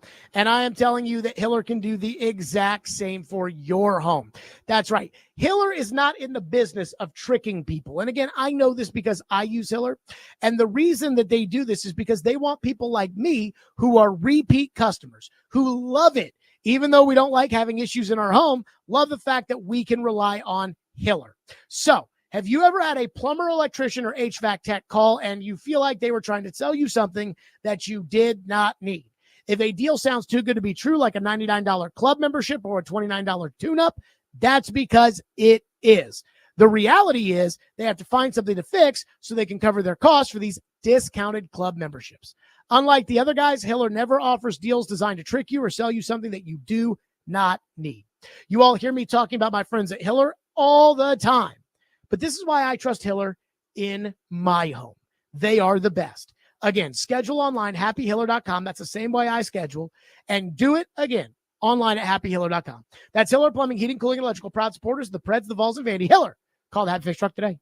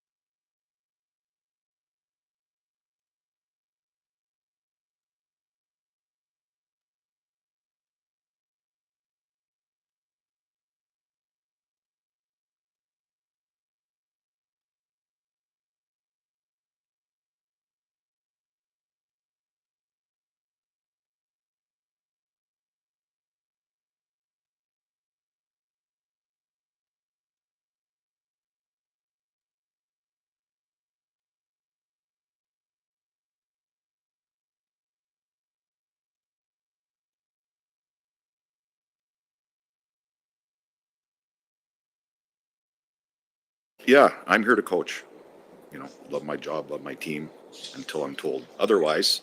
I'm going to continue to work and become a better coach. And I think I'm an extremely competitive person. Sometimes it doesn't always come out that way, but and I think our group is an extremely competitive group. And we're not where we want to be. It was not from a lack of care or work. It just didn't happen. And myself and my staff, we're going to go back to work. And I think we're going to take a breath. We're going to analyze, find out what we can do better, where we can do better, what went wrong. Don't have all the answers right now. I think for me, just clear my head a little bit, but I'm looking forward to finding solutions. Like I said, I played a long time, and my path wasn't the easiest path. And what I loved about the game probably the most was finding ways. And this is a great challenge, and I can't wait to start.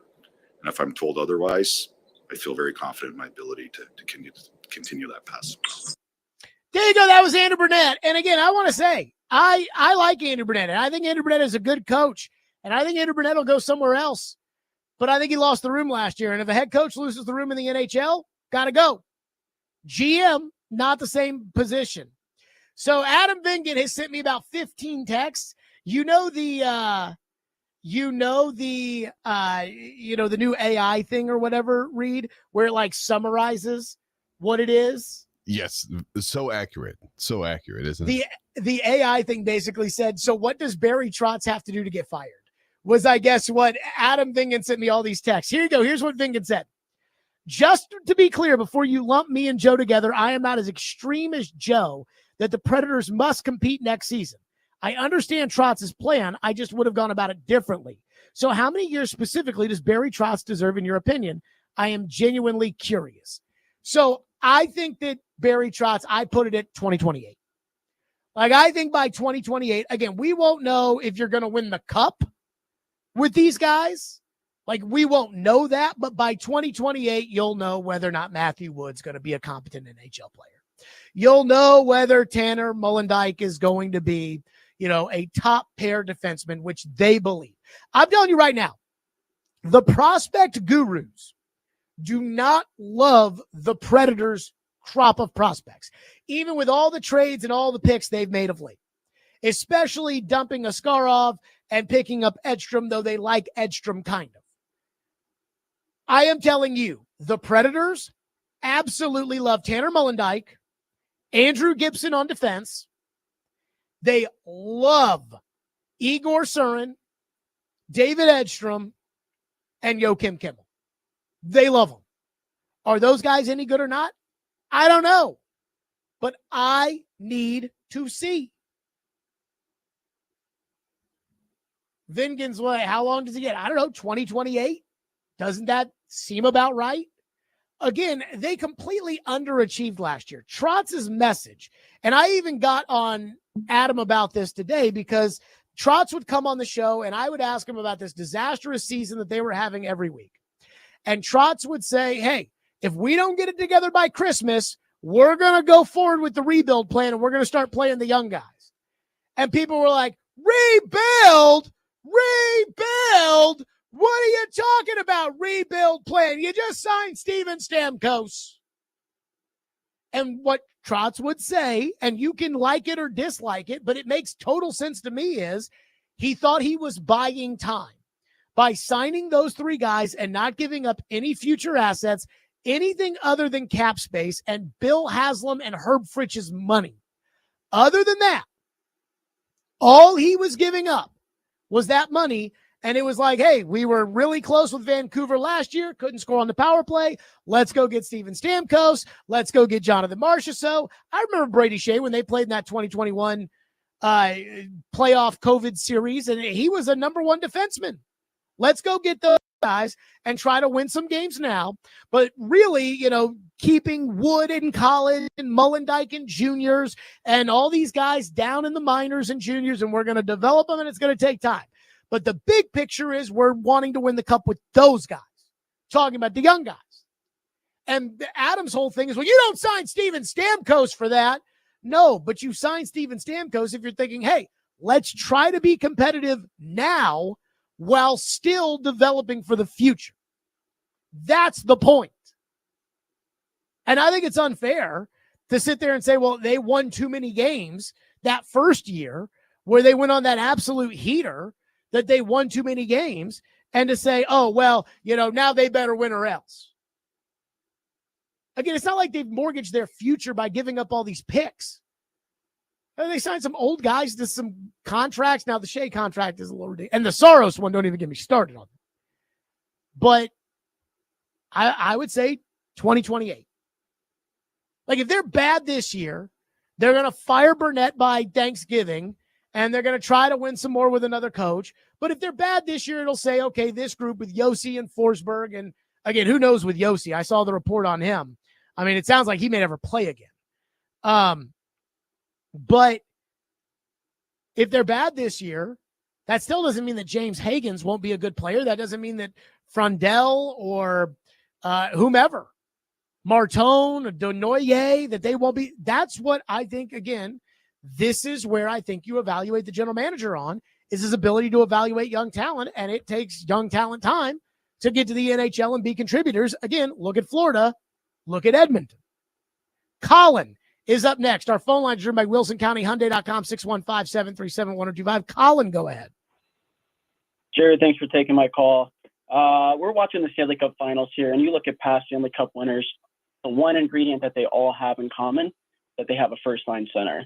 And until we eventually get that first-line center, we're not going to be competing for a cup. And I honestly think that chasing our tail and signing and acquiring guys to kind of fill holes is almost useless, and spending big money on big contracts and all that. But, you talk about James Higgins, and I'm not going to pretend like I know everything about the prospects. I'm not watching games in Saskatchewan or anything like that. But the thing that I'm gathering from reading is that he's undersized. So he's at 5'10", 5'11", and you kind of want to build around a guy who's around that 6'1", 6'2 plus at center. So we'll see about James Higgins, but I don't think that's the guy you want to build and start a first-line center around. So here's where I'll knock you on the small thing. And I do think if he's falling, and it would not surprise me if he is falling, and I appreciate the call, Colin. I believe he's falling because of the size. That being said, I don't totally believe that the size means everything. Johnny Hockey, may he rest in peace, was 5'9". James Higgins, 5'10". Would I like to have Connor McDavid? I mean, I don't know exactly how tall McDavid is. I'm guessing he's like 6'4". But would I like to have that big, powerful number one center who skates like a deer, who can rip it from anywhere, who can absolutely. But you don't get that with the fifth pick. I mean, that's just the reality. That guy is Michael Misa, and he'll be gone by the time you pick at 5. So it's like, if you're not, are you going to go for the measurables, or are you going to go for the better hockey player? That's why this McQueen, who's like 6'5" or whatever, he's the guy everybody seems to really love because he's huge. Now, he got hurt last year and he didn't play, but they seem to like him. Or I shouldn't say they, the Predators, but the people out there seem to like him, and he tested well at the combine. So do you take the size just to take the size? I mean, I'm not saying take Higgins, but it's a consideration and it's a knock, but it also doesn't mean that he can't play. It's kind of like the 40 time in the NFL. I mean, I want a guy who runs a 4.2, and I want a guy who's 6'8", and I want a guy who's got Calvin Johnson's catch radius. That's gone by the third pick of the draft every year. Like, that's gone. So you gotta kind of take away a little bit when it comes to, okay, well, I'm picking fifth. I'm not picking first. One texter says, Brian, goes to the goalie contract come into consideration on the time frame for Barry Trotz? Yes. Yes, it does. And it is a goalie contract that I have said. Let me say this. I'm saying Trotz, you give him until 2028. He was hired in 2022. Robbie Stanley tells me that general managers, the average for a general manager is 4.79 years. So 5 years is the average, according to Robbie Stanley. He was hired in 2022, didn't take over until 2023. I'm saying give him until 2028. That's 5 years. That's what I'm saying. And so, again, when it comes to Trotz, I feel like he needs to be evaluated differently than the way that we would evaluate a football general manager or this. They better win now because they signed Steven Stamkos bull crap. Speaking of which, there's another thing from the Stanley Cup final, and we'll get more into your phones. There's another thing from the Stanley Cup final that I'm trying to figure out if this is a Preds problem or if this is a philosophical problem. We'll get to that next. And I'm sure you're probably like, hold on, wait a minute. What? We'll get to that next here on the program. Tune into 94.9 The Fan tonight as the Sounds take on Iowa. Pregame at 6:20, first pitch 6:35. Coverage also available on the Game National app or theGameNational.com. Sounds baseball on ESPN 94.9 The Fan, presented by Twin Peaks and by Family Leisure.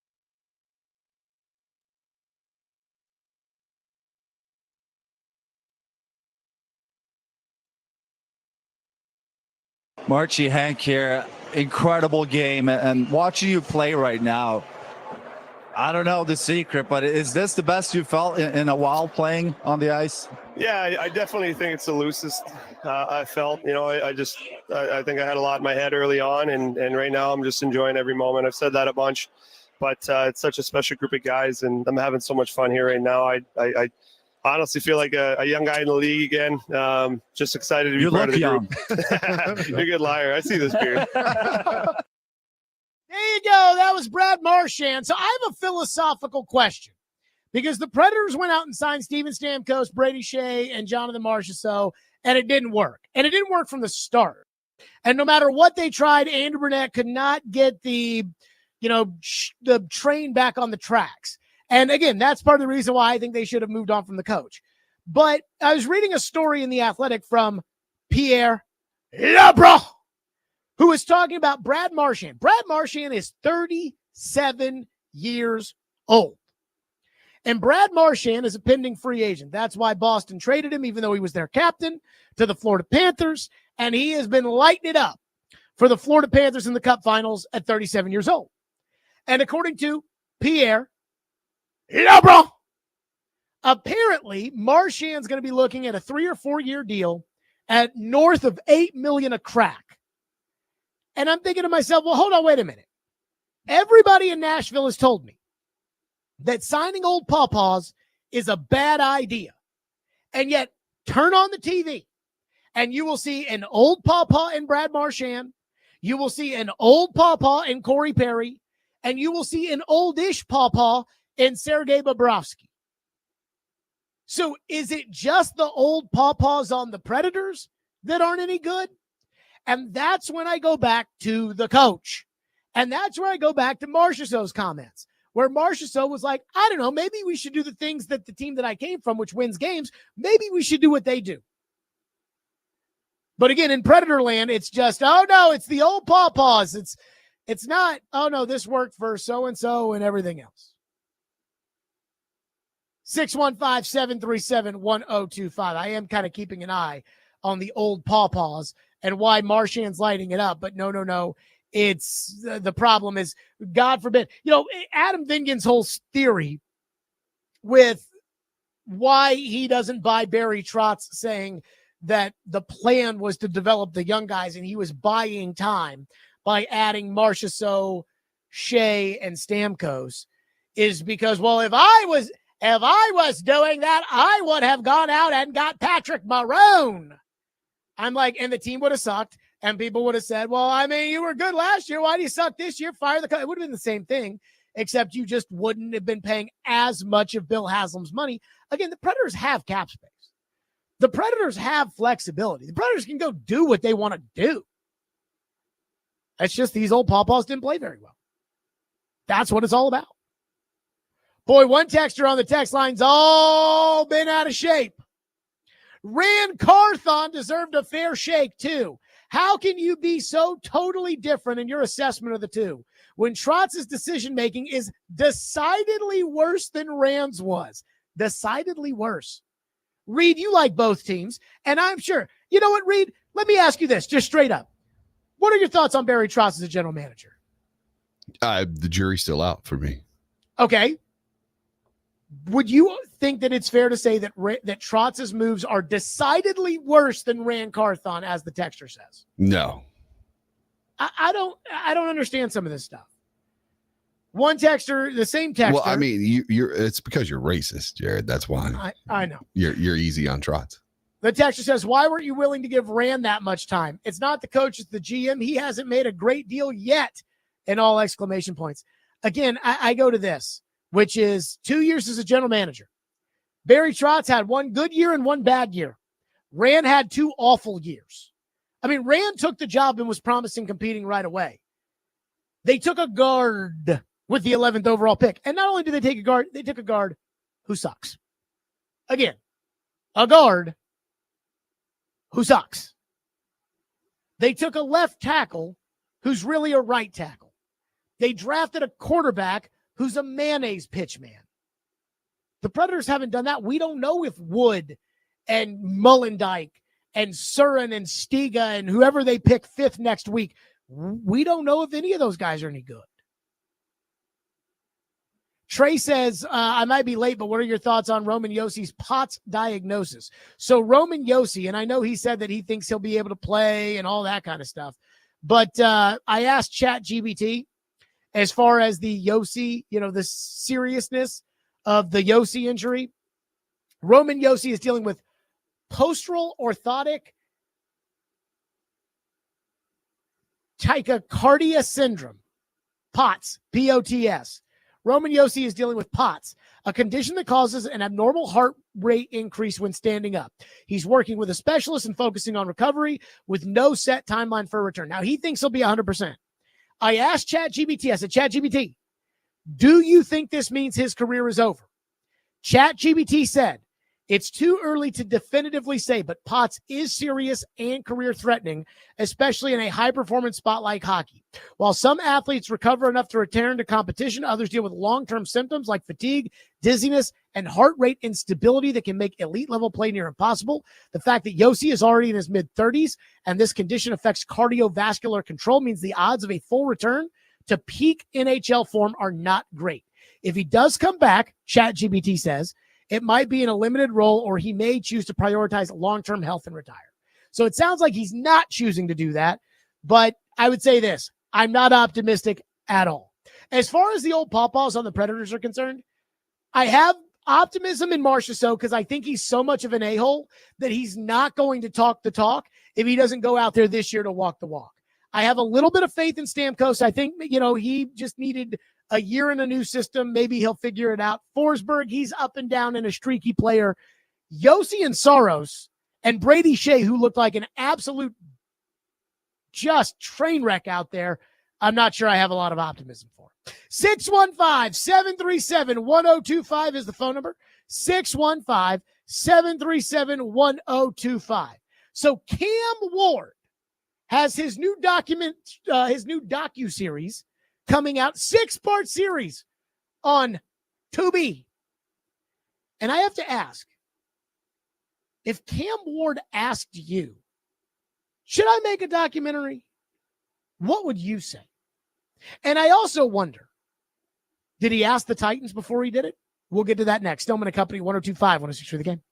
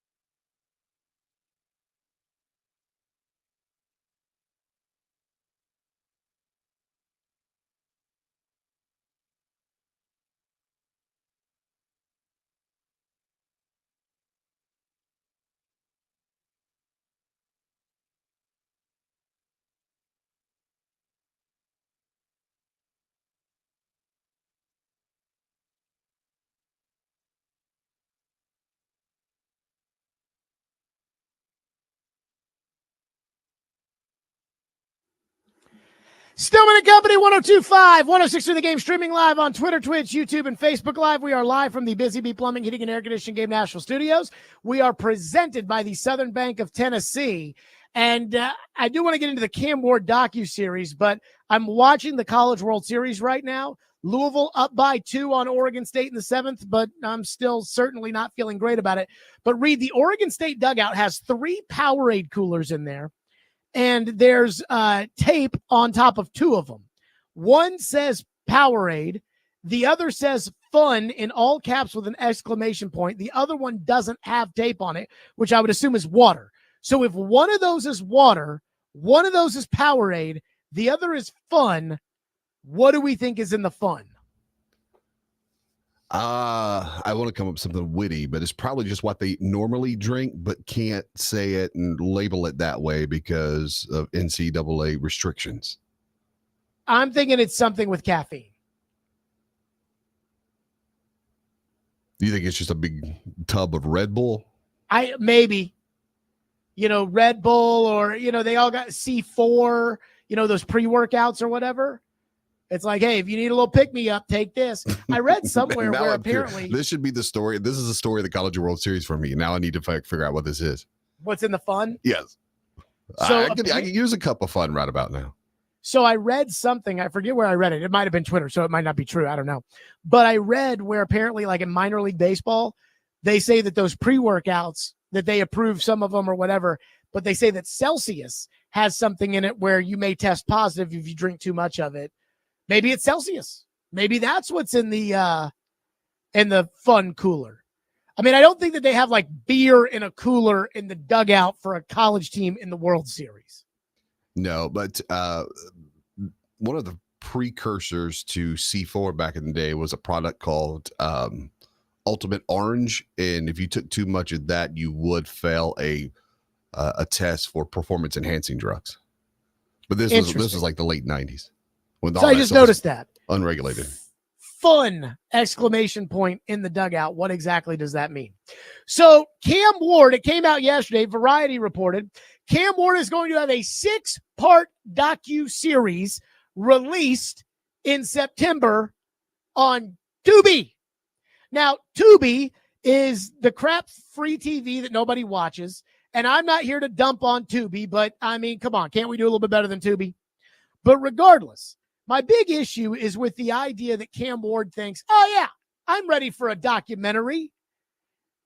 And it just reeks of, I made it. Here's my documentary. Buck Rising wrote a story at A to Z Sports in which he compared it to Will Levis's mayonnaise commercials last year. And it's funny because Joe ran a cut, or there was a cut this morning of Joe talking about it, about how Buck made fun of Levis for the mayonnaise thing, and about how I bet Stillman's take last year was something along the lines of, how dare he do that when he hasn't proven it? That wasn't my take. My take on Will Levis and his mayonnaise commercial and his mayonnaise perfume, oh, the mayonnaise, was, dude, I think you're setting yourself up to be made fun of. I think you're setting yourself up to be embarrassed. And so as a parent, as a friend, as a buddy, I would say, let's not do the mayonnaise commercials and get made fun of. And that's exactly what happened. Because if you talk the talk and you can't walk the walk, it becomes a problem. But there's another thing about this Cam Ward docuseries. I'm not going to watch it. And again, maybe it means nothing. Maybe Cam will go out there and have a Hall of Fame career. I don't know. To me, it reeks of what our young people and their society is about nowadays, which is, I've made it. Look at my Instagram following. I've made it. Look at my Snapchat. I've made it. Look at my TikTok. I've made it. Look at my commercials. I've made it. Look at my famous girlfriend. I've made it. Look at my documentary. But what I do wonder is, did Cam talk to the Titans about this before he did it? And before you tell me he's a grown man, he doesn't have to talk to the Titans, I agree.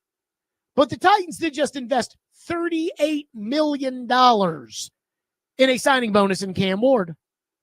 And the Titans are basically entrusting him with saving the franchise.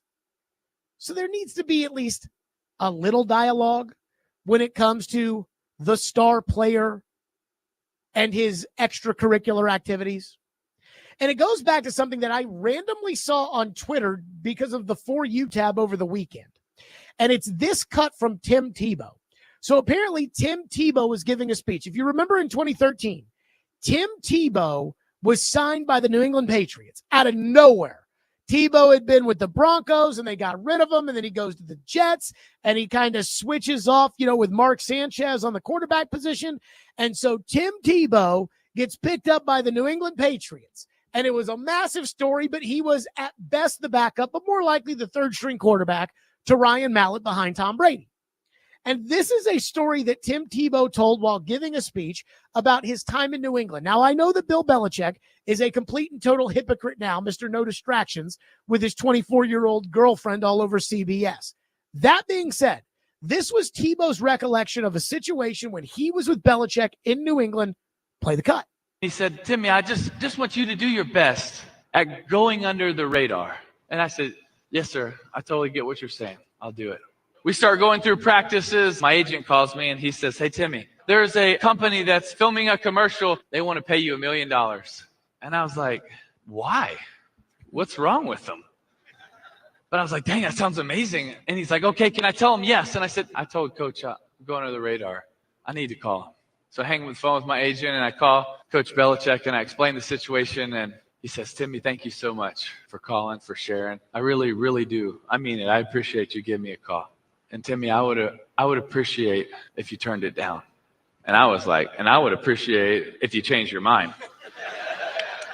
I'm just kidding. I didn't actually say that, Coach Belichick. I said, yes, sir. And I called my agent back and I said, I'm sorry, but you got to tell him we're going to turn it down. But why would I do that? Because, man, if it gave me 1% chance to live out something that I'm so passionate about, it would be worth it to me. Okay. Now, I don't think Tim Tebow, even though turning down the $1 million, I don't think he's missing any meals. I think he'll be okay. But, again, Tebow felt like he owed it to Belichick. They offered me $1 million to do a commercial. I owe it to Belichick to call. Even though I'm probably not even going to make the team, I'm certainly not going to be taking Tom Brady's job. I owe it to Belichick to call. Belichick asks him to turn it down. He agrees. Do you think Cam Ward called the Titans? I do wonder with Cam Ward when it comes to this. Was there a, hey, what do you think of me doing a docuseries that highlights the fact that I was a 0-star recruit, as if nobody knows this? By the way, did you know Tom Brady was picked 199th in the draft? I do wonder if, again, Cam picked up the phone and called the Titans. And I do wonder what the Titans' reaction to this was. The Titans, last year, they embraced all the Will Levis stuff. I mean, Callahan was doing podcasts talking about Will Levis is everything you want in a quarterback. And Rand Carthon, of course, he couldn't sing praises about how good their offseason was. He couldn't stop. But it's a different mentality with Borgonzi and Brinker. It is. And I wonder if Cam called.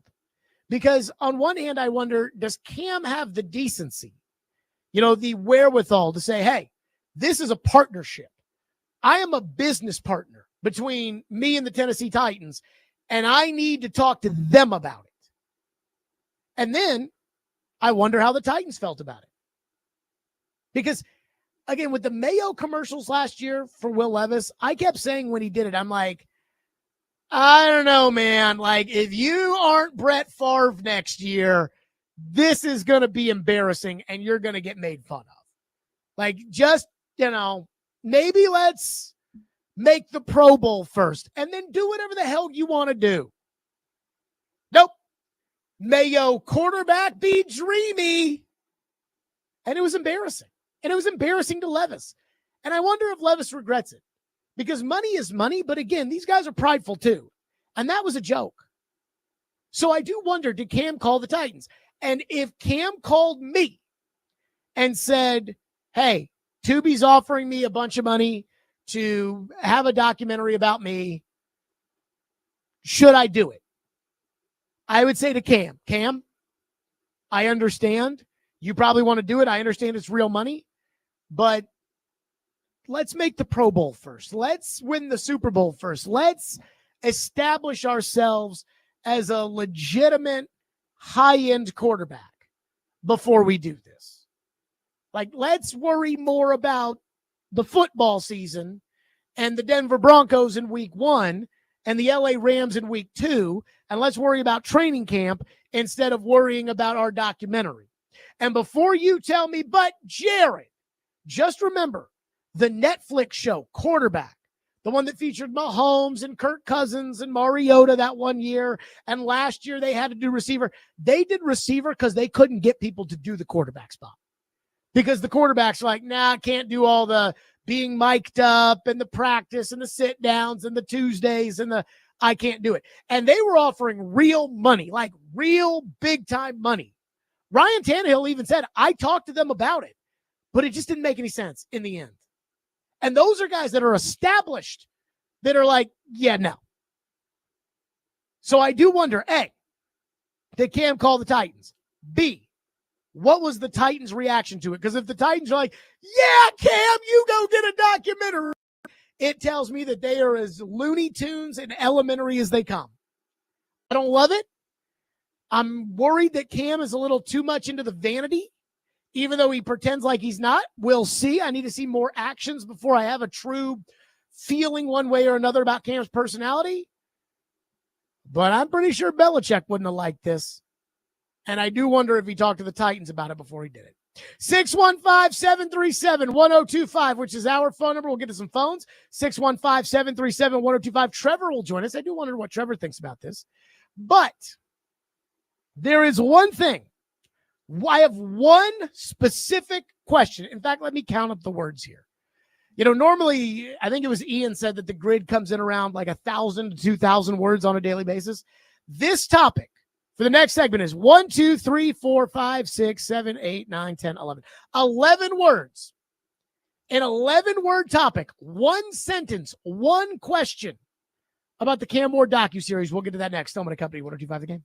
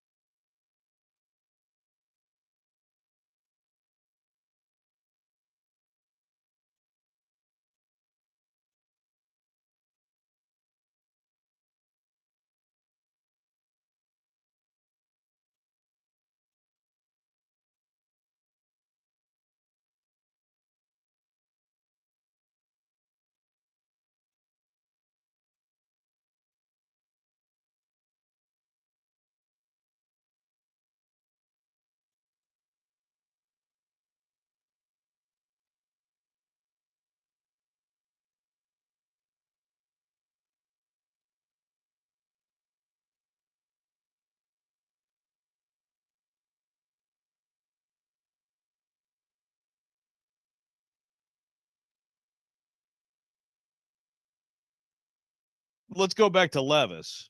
I said it last year.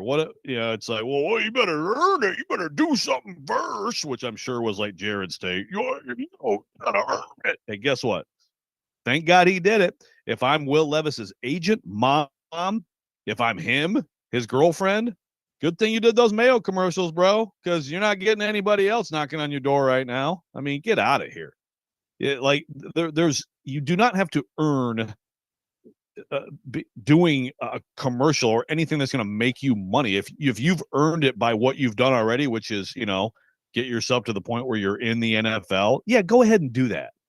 I mean, again, unless it's actually like infringing, hey, coach, I can't make practice.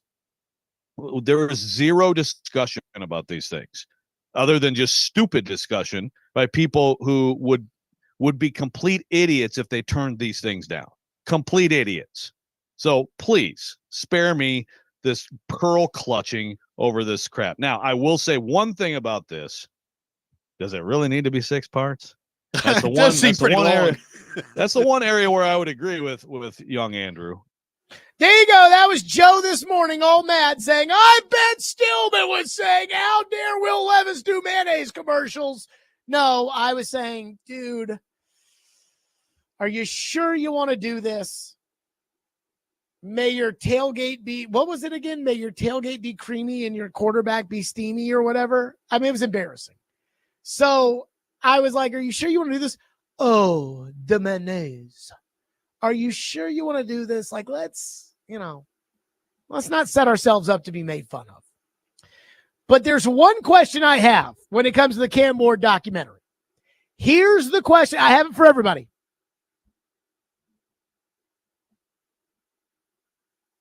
Do you think Mike Vrabel would approve of Cam Ward's docuseries if he were still the coach? Reed? That'd be a big 10 no from me. I mean, remember the time that Levis lit up the Falcons in his first game? And there was the video, I think TD took it, where Vrabel, whenever they win the game, Vrabel stands by the end of the locker room and he shakes everybody's hand on the way in the door. And Vrabel took Levis to the side. And I don't know what they were saying, but it was clearly like a conversation Vrabel was having with Levis on the outside of the locker room, and then Levis went in. There's no way Mike Vrabel would be okay with his rookie quarterback doing a 6-part docu-series that, again, is going to air during the football season. There's no way. And so, again, for all you out there, they're like, oh, he's just having fun, Jared. Again, I don't think King Vrabel would have liked it. 615-737-1025. Jack says, phone line driven by WilsonCountyHunter.com. Jack says, it sounds like it's already been filmed as far as Cam Ward's docu-series is concerned. So, again, I'm not up to the specifics as far as Ward's documentary is concerned. I don't plan on watching it. If it dropped in July as opposed to September, I think I'd probably watch it. If it was on a real streaming service that matters like Netflix or Hulu or Max or Peacock, then I would probably watch it. September, I'm not watching Tubi. I don't even know how to watch Tubi. So I'm not watching Tubi in September. But there is one little caveat. Somebody explained to me, again, because I asked about, do you think Cam Ward called the Titans on this? And somebody said, and this is somebody who would know, said, if they want to use any Titans logos in the documentary, like appearing anywhere on him or in the background, the Titans and the NFL, or for any preseason footage, would have to sign off on the logos appearing. So the Titans would have to give the okay. Now, I don't know, again, I think it goes up from his high school career and being a 0-star recruit, and he goes to Incarnate Word, and then he goes to Washington State, and then he goes to Miami, and then he's the number 1 pick in the draft. The end. By the way, talk to anybody who's ever been married before. This idea of some storybook ending with the end just does not exist. But apparently that's what his docuseries is going to be about. I don't know how you tell the story without having the Titans giving the thumbs up on the footage and the draft and the logos and things like that. Plus, I already guaranteed Brian Callahan is doing a sit down in this. I mean, they say it sounds like it's already been filmed. I don't know. To me, with the news coming out yesterday that Variety said it's going to drop in September, my guess is Cam agreed to it yesterday. But I could be wrong. One texter says, no, bro, they know you well. And what he said is basically what you said.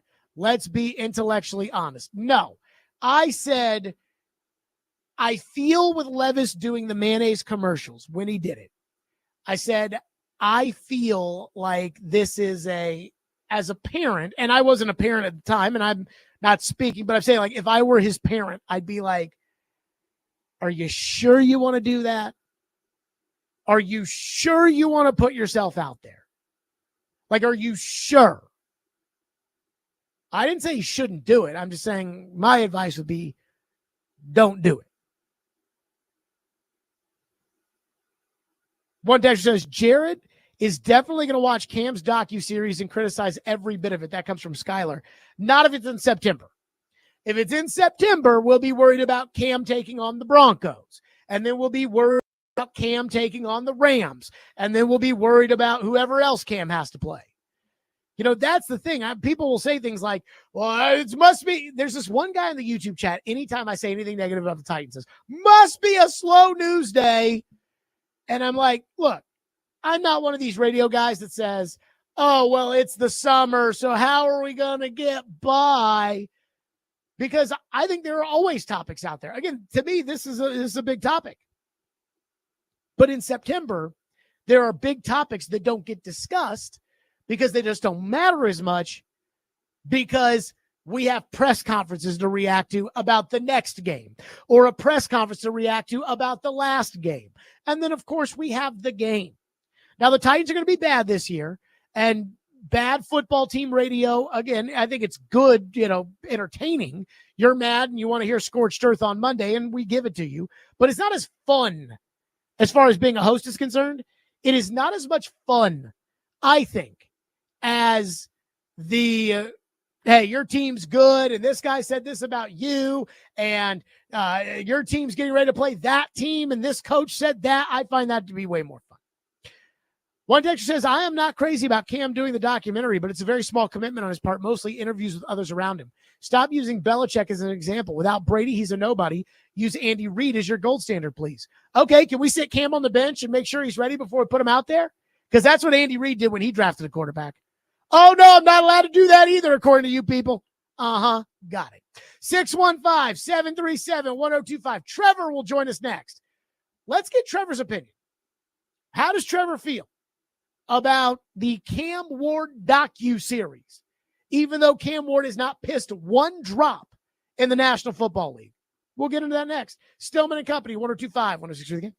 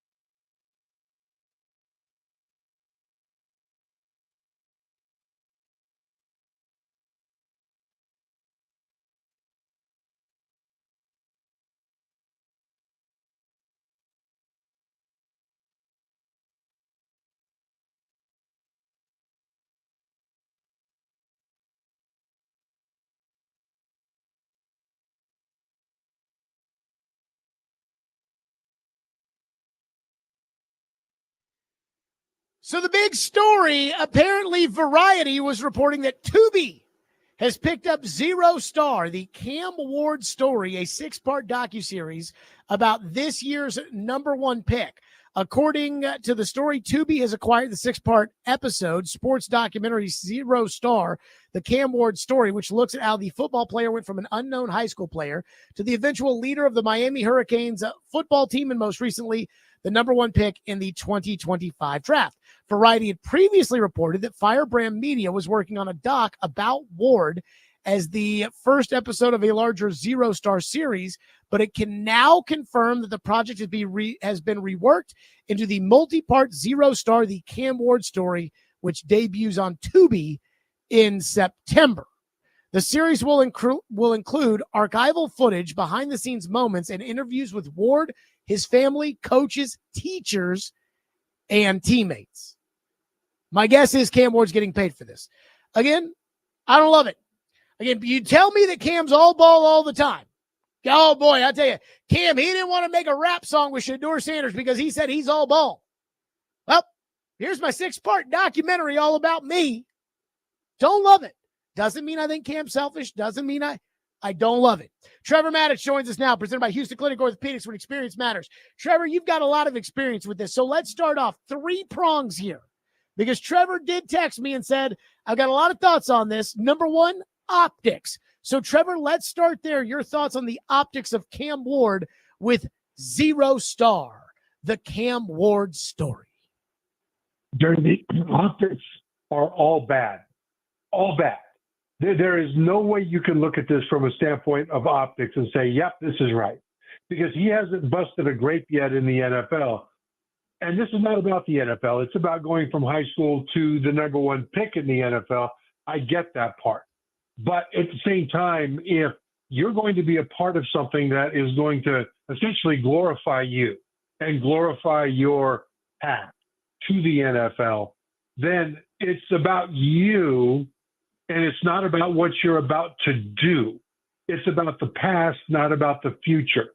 And it puts extra scrutiny on him, extra pressure on him from fans, from the media, and even from his own teammates to a degree, that he needs to now live up to. And it's an extra, in my opinion, distraction. And when Will Levis did his mayonnaise commercials, when he flamed out early in the season, and for the next several weeks, major networks continued to play that mayonnaise commercial. And it was a humiliation for him and for the Titans to continue to do that. And so just from a standpoint of optics, it puts him in a position to have a distraction. It puts him in a position to take heat that he doesn't necessarily need the heat to take. And it puts him in a position, Jared, that he is focusing on how great he is, when right now his world is the NFL, and he hasn't proven he can do anything in the NFL yet. From an optics standpoint, this is terrible. Okay, the second prong you wanted to discuss was the money element of this. Yeah, well, we assume he's getting paid, and that's actually a good thing. I mean, he's making a lot of money as the #1 pick in the draft, but at the same time, who knows if he's going to continue on and have a great long NFL career, if he's going to flame out, if he's going to get hurt and won't be able to play anymore. Who knows? And you've got to make as much money as you can while you can make it. Will Levis making those mayonnaise commercials, as embarrassing as it was when he flamed out on the field last year, he at least got paid, and who knows how much he's going to make going forward. I mean, last year, Levis was 32nd out of 32 qualifying quarterbacks in the NFL in total QBR and quarterback rating. And will he go on to have a great career? I don't know. Maybe not. And it would be a great regret to look back and say, I should have taken the money while the money was there for me to take. So when you look at Cam Ward, assuming he's going to get paid, I mean, that's a good thing for him. Although compared to Levis, he doesn't need the money from this as much as Levis would have needed it as a second-round pick. So it's hard for me to begrudge somebody taking money, because there's a risk of him being embarrassed, and that really is the biggest risk. Okay, and then you said the effect that this docuseries will have on his preparation. Well, this is the only thing that really matters when it comes down to what he's doing going forward. If this is a distraction for Cam Ward in terms of his time and his attention and his focus, then he will not be able to maximize what he can do as a player. Now, my guess is that this is already largely done from a standpoint of Cam Ward's participation in it. Now, that's what I think. I mean, there's an article on Variety.com dated November of 2004 saying that it was in production. So my guess is he's not going to spend the next 4 or 5 weeks in heavy taping and production for this. And so I think that it could only be a distraction if he allows it to be a distraction. But if it is, it's a real problem, because keep this in mind, that LeBron James said something that I've always remembered when somebody asked him about all the balls that he's juggling with his businesses and his media and his entertainment and all the things that he does. And he said, the first priority is you have to keep the thing.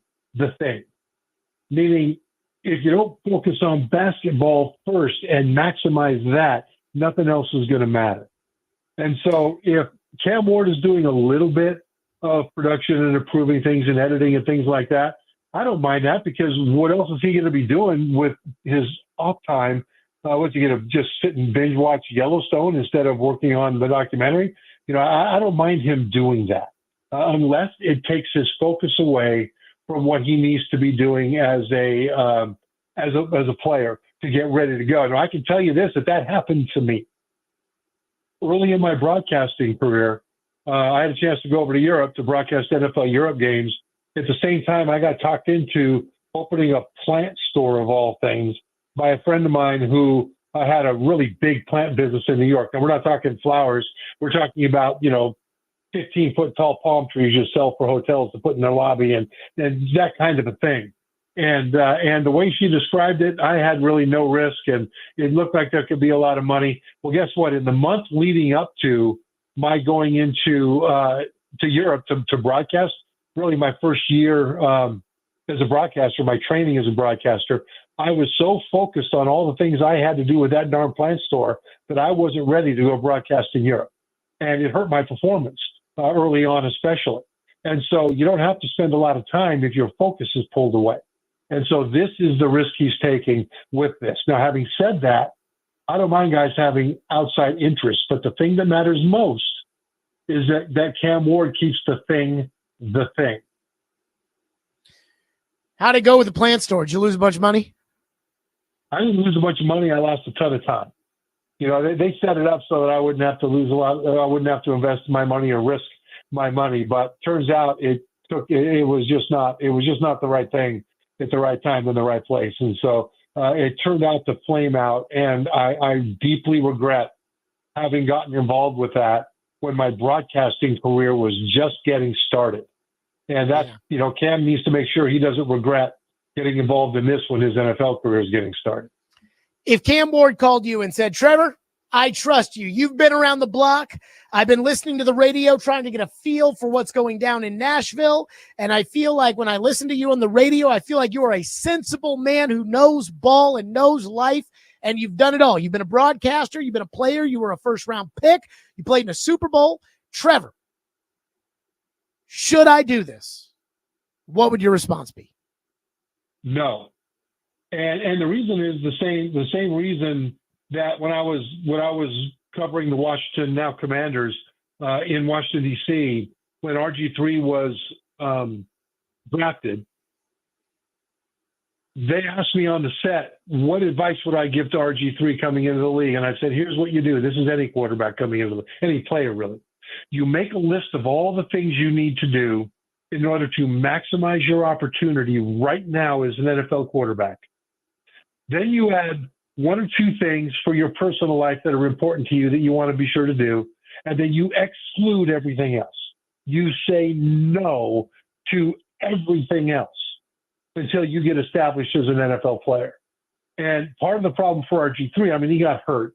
This was second or third year, whatever it was, second year, I guess. And that threw a wrench into things.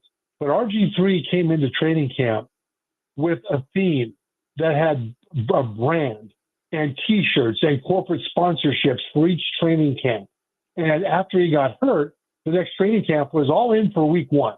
And it was a big branded thing. And it was a thing that he and his people were doing.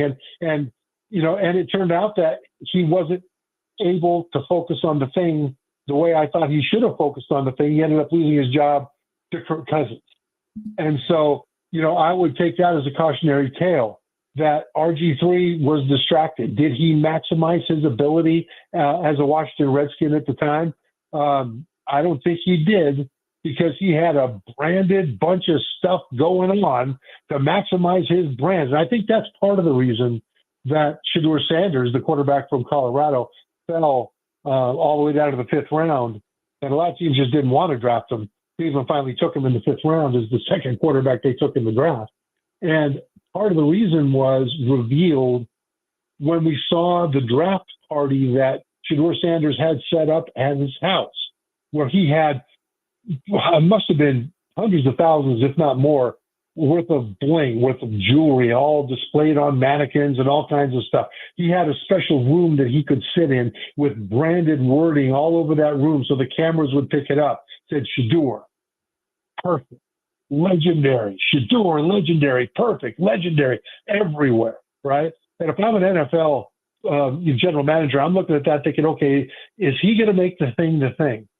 Or are we just a vehicle as the NFL to his brand that he's building? Now, I don't know what the truth of that is. I can say that's a real concern.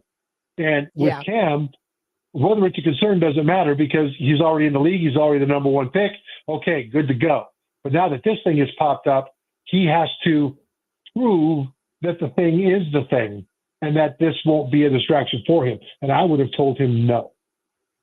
I'm reading through this Variety report about how Firebrand Media is the one that pitched the documentary, and it was Tubi that picked it up. So I'm guessing, they tried all the streaming services that people watch before they went to Tubi on this. And I'm like reading about Ward is signed under Firebrand's 1558 sports management vertical. I don't know what that means. What? But apparently, according to this Variety report, Firebrand Media Group developed and produced Zero Star, the Cam Ward story. Alec Roth is director. Producers include Josh Clayton, Jeff Simon, Kirk Martin, Robbie Clifford, Manoj Grandi, Jelani Hawkins, Peter Morgan, Twan Bowie, and producer and editor James Tartanella. Trevor, that kind of bothers me a little bit. It's starting to sound like there's too many cooks in this kitchen right here. Like, I understand having an agent. I understand, having business managers.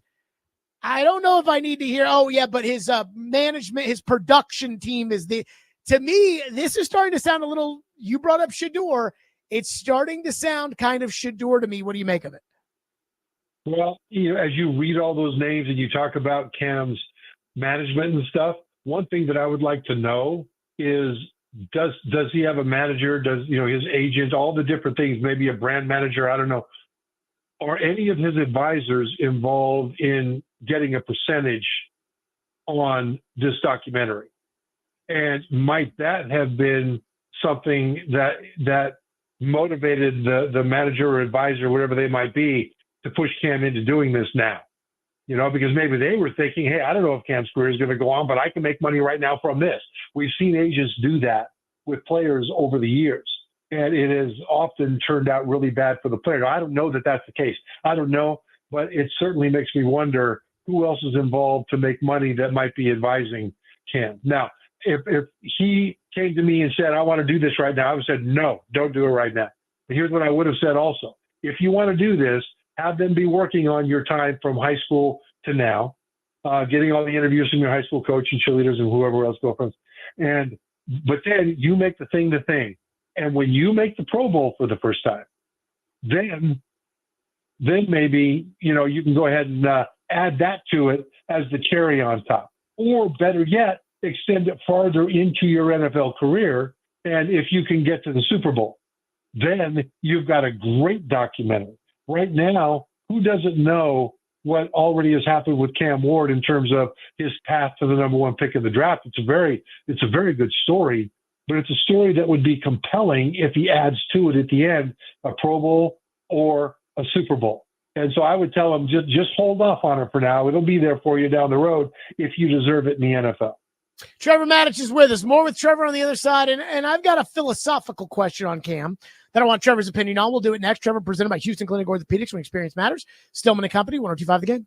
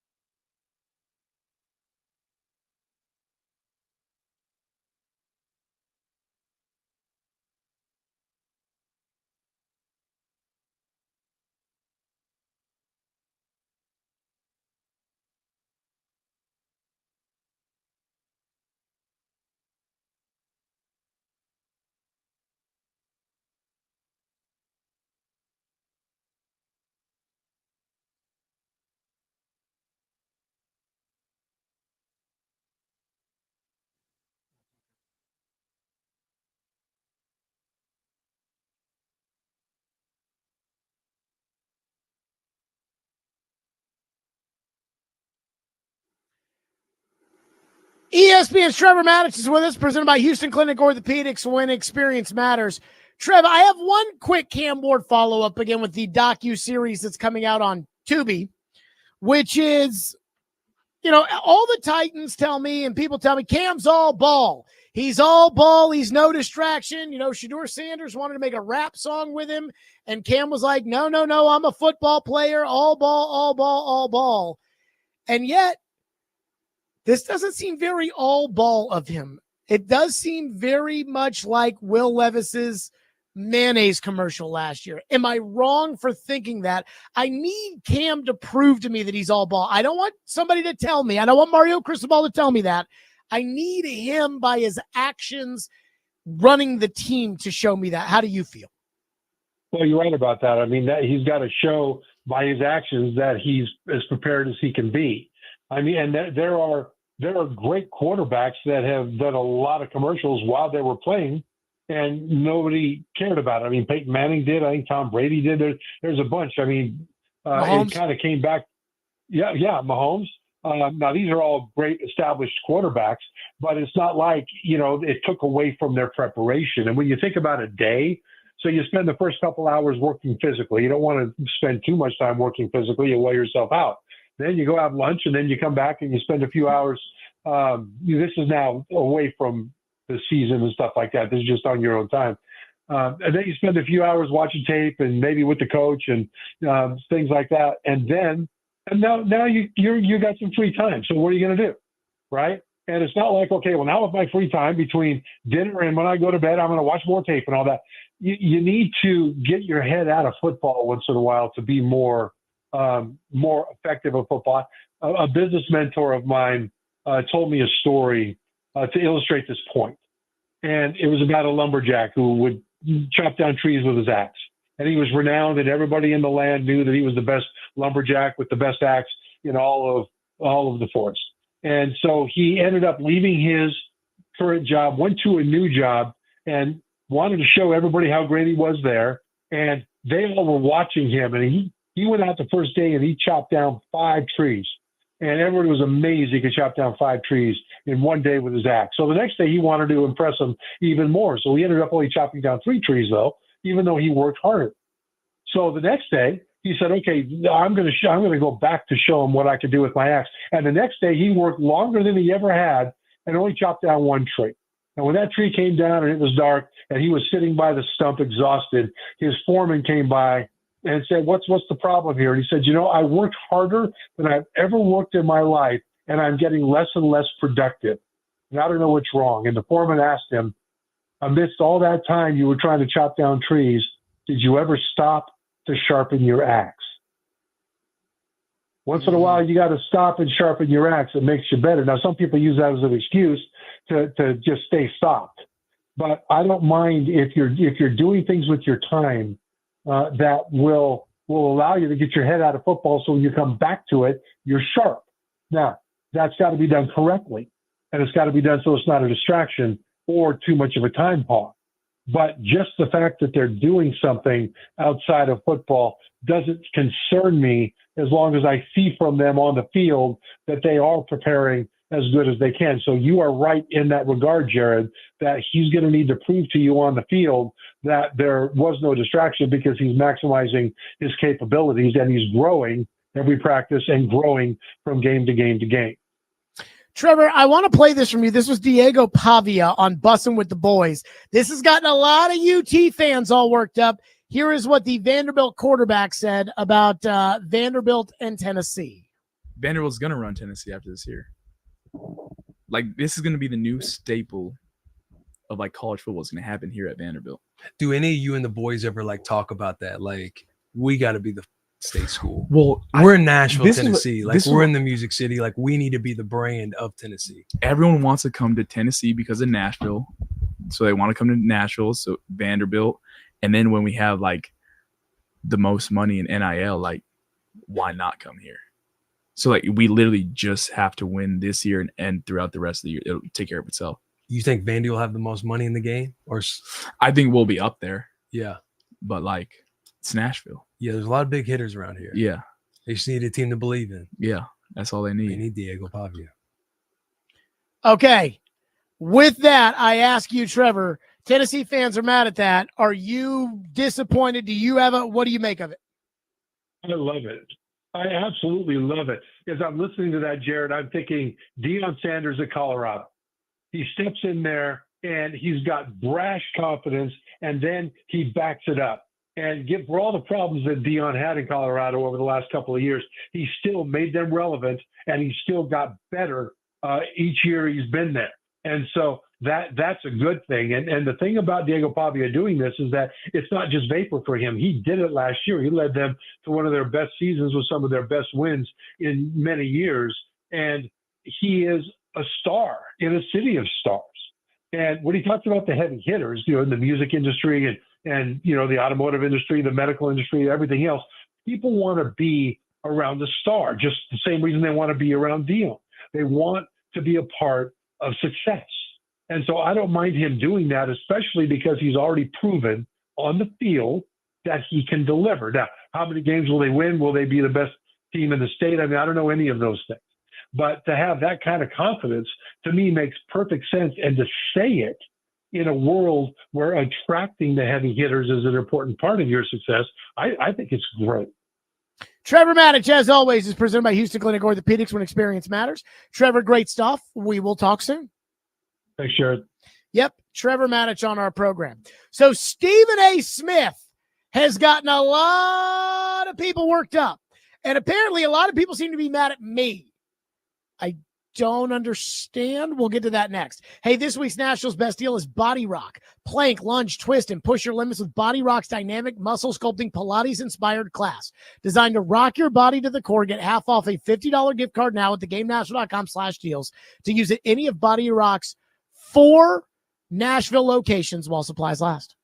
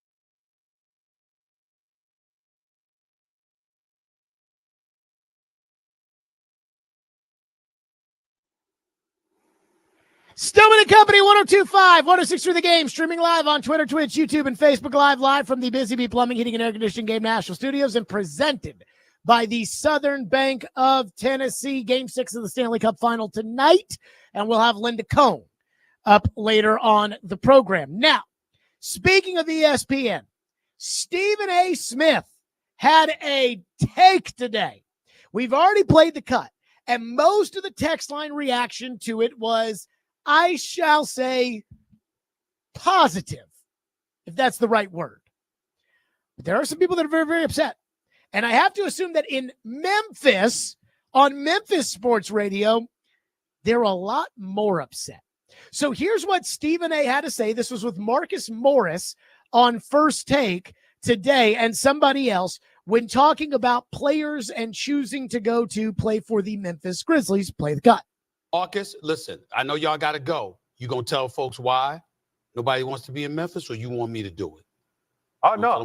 For a player like me, I just don't think that the league, like, if a guy's like me, I love to be in Memphis. I embrace it, but you got to identify those guys, right? And it's not that simple, especially a younger guy to identify that wants to be in Memphis. I want to hear you say, why you think? The people in Memphis is a great sports town, great fans, great people. But there's an element there where cats like Jimmy Butler and others don't feel it's the safest environment. I'm talking to the local authorities in Memphis. You got to clean some of that stuff up because it's dissuasive to NBA players. They have talked about it. I know, they've told me. Okay. First of all, I still think every time I hear that cut, I laugh my ass off. You know, again, just thinking about the idea that Stephen A. Smith is like, I am talking to the local authorities in Memphis, clean up that city because NBA players don't want to play there. And my big thing with Memphis is Memphis has a reputation, fairly or unfairly. And I'm not one to sit here and tell you that it is fair or unfair because I don't spend a lot of time in Memphis. I don't like Memphis. I think it's dirty. I don't like Memphis. I think it's boring. I don't think there's much to do in Memphis. And quite frankly, like, it's kind of a hike. You know, I mean, I know it's in the same state. People will go to Memphis when they're not from here. You know, I'll be talking to someone, oh, I'm from Nashville. And like, say I'm on vacation in a different country or whatever. Yeah, I'm in Nashville. Oh, yeah, we're going to Memphis. Okay, well, that's not really all that close to Nashville. Like, if I was going to go somewhere, I'd rather go to Atlanta. I'd rather go to Louisville. I'd rather go to Indianapolis. I'd rather go to Cincinnati. I'd rather go a lot of places other than Memphis. But the big thing that I said a couple of years ago when John Morant got himself in trouble with brandishing handguns and Instagram videos and everything else, the thing I kept saying to people was, this is awful for Memphis's reputation. Because Memphis, again, whether it's fair or unfair, and again, I'm not one to tell you because I personally don't spend a lot of time there, but if it is fair or unfair, that is the reputation. What Stephen A. said, that it is a dangerous city. That is the reputation of Memphis. And John Morant, by getting in trouble, that, again, embraces gun culture, and there's stories of intimidating a worker at a finish line in the mall, and so on and so forth. That, in my opinion, did millions, if not billions of dollars worth of damage because I think it probably solidified the reputation and the idea that people had in their minds when it came to Memphis. I don't think Stephen A. Smith should have to apologize. And while, again, most of the people in the text line, when we played that cut earlier today on the program, were like, yeah, that's the case with Memphis. Somebody texted and said he lived in Memphis his whole life, said he hasn't lived there in 10 years and ain't going back. One texter, very, very upset, said if Stephen A. Smith had any integrity whatsoever, he'd apologize for that awful generalization about Memphis and would actually mention the players that told them they don't want to play there. Frankly, your take about John Morant wasn't much better. If people are naive enough to associate one-star athlete with an entire city, that's on them. Horrendous arguments like that from Stephen A. Smith and Mel Kiper's petulant rants, amongst all other things, have done much more damage to ESPN than Ja Morant ever did to Memphis. I'm sorry.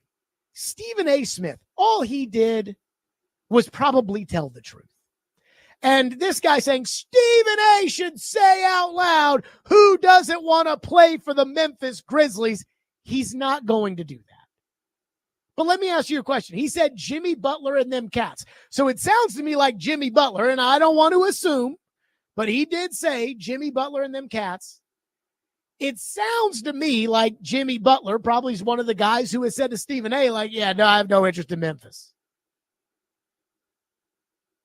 Don't you think Stephen A is telling the truth? Don't you think that Stephen A has talked to guys in the NBA? And I know that NBA players get mad at Stephen A. Tyrese Halliburton got mad at him last week. Kevin Durant gets mad at Stephen A. all the time. I know that they get mad at Stephen A., but that doesn't mean that every NBA player doesn't like Stephen A. In fact, I'm sure there are some NBA players out there that probably do suck up to Stephen A., knowing that, hey, I may only be playing for 5 or 6 more years, and then I'm going to want to get into TV, and who better to be buds with than Stephen A. Smith? Do you think Stephen A. is making it up? I don't.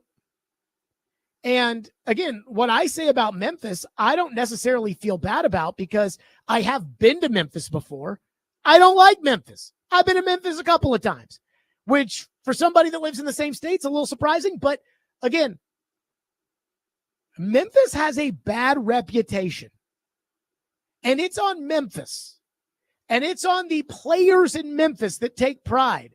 And the people of Memphis, it is on them to clean up that reputation. It's not on Stephen A. Smith not to relay the information that he has, which is telling him, hey, NBA players do not want to play in Memphis. And I got to tell you, my limited experiences in Memphis, not very good.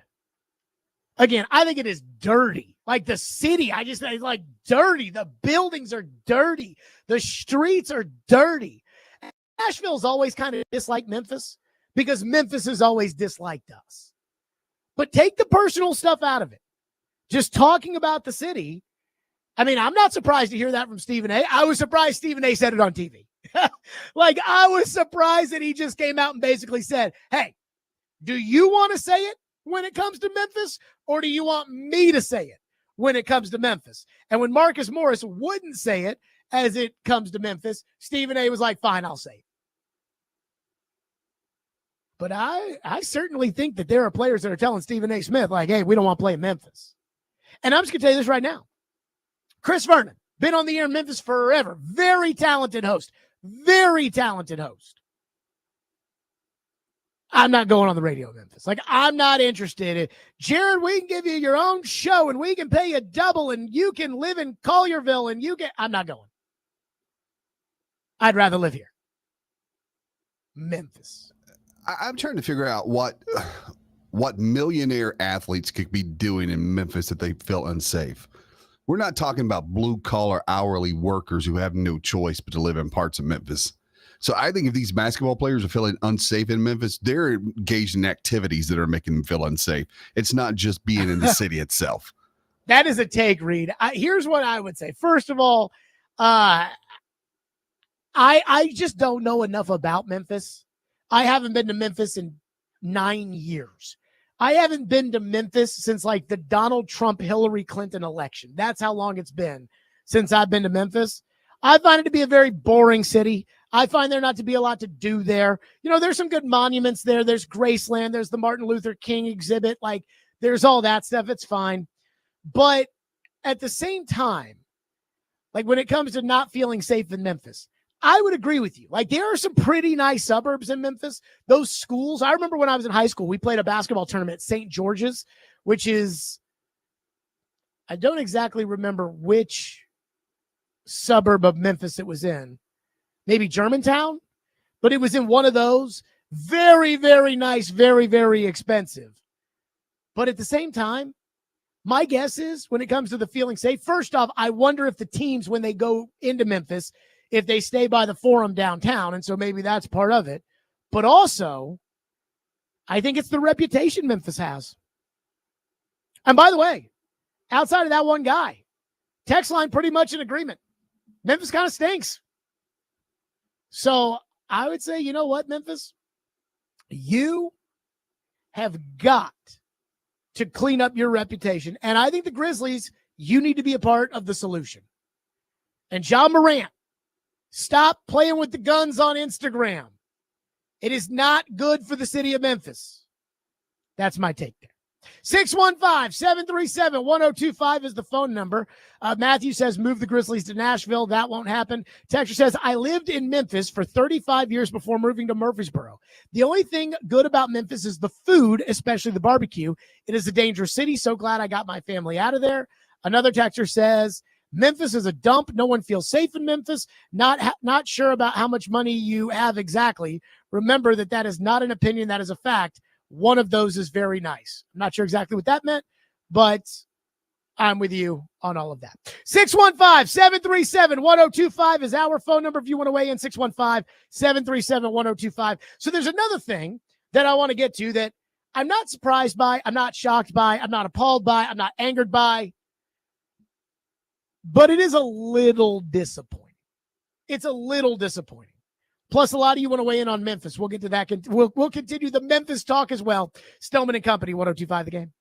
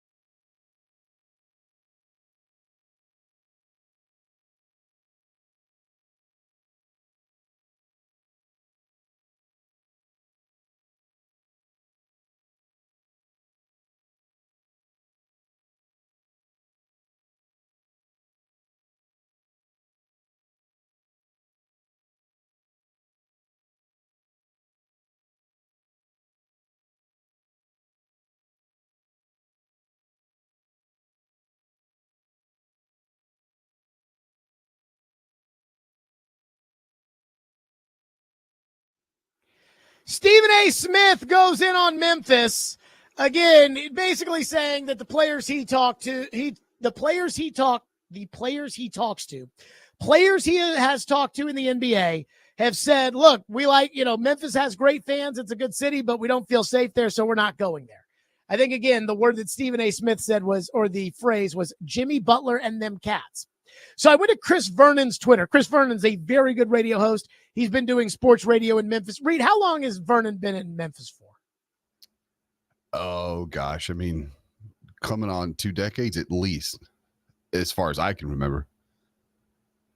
So he's kind of an authority when it comes to Memphis.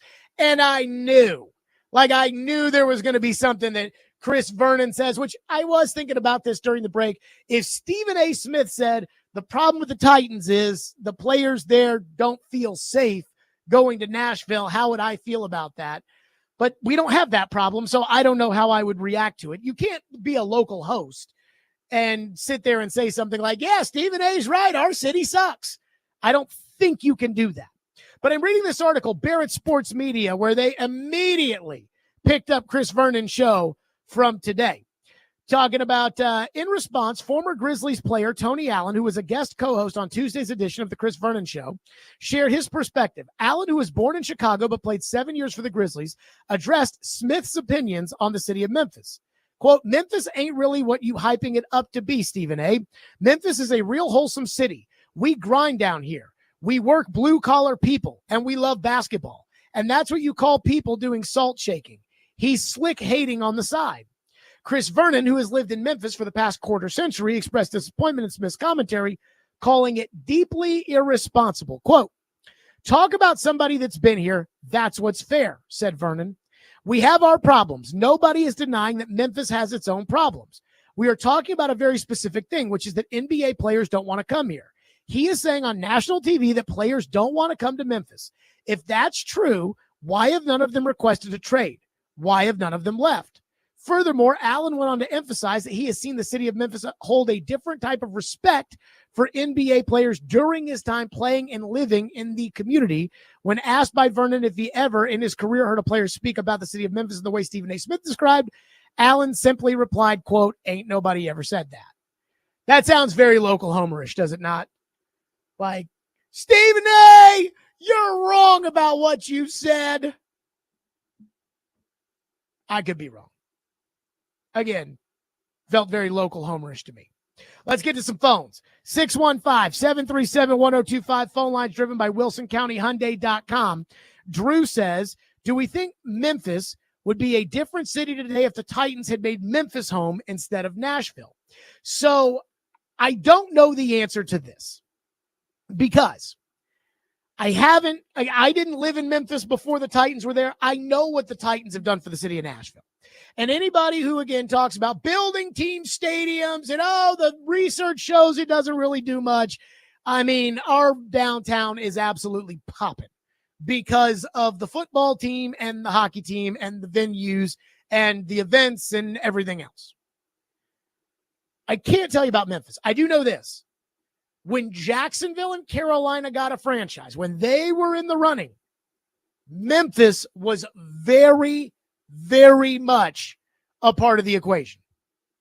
And Memphis has resented Nashville ever since our then mayor, Phil Bredesen, made a great move at convincing Bud Adams and the Titans to move to Nashville. Yes!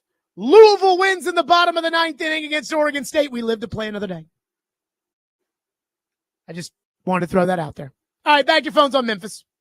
One texter says that I work in Memphis for once a week, 3 times a year. It is nasty and dangerous. Nothing good and safe to do. A big-name athlete just got his home in Memphis robbed while he was away. Can't remember who. You should Google it.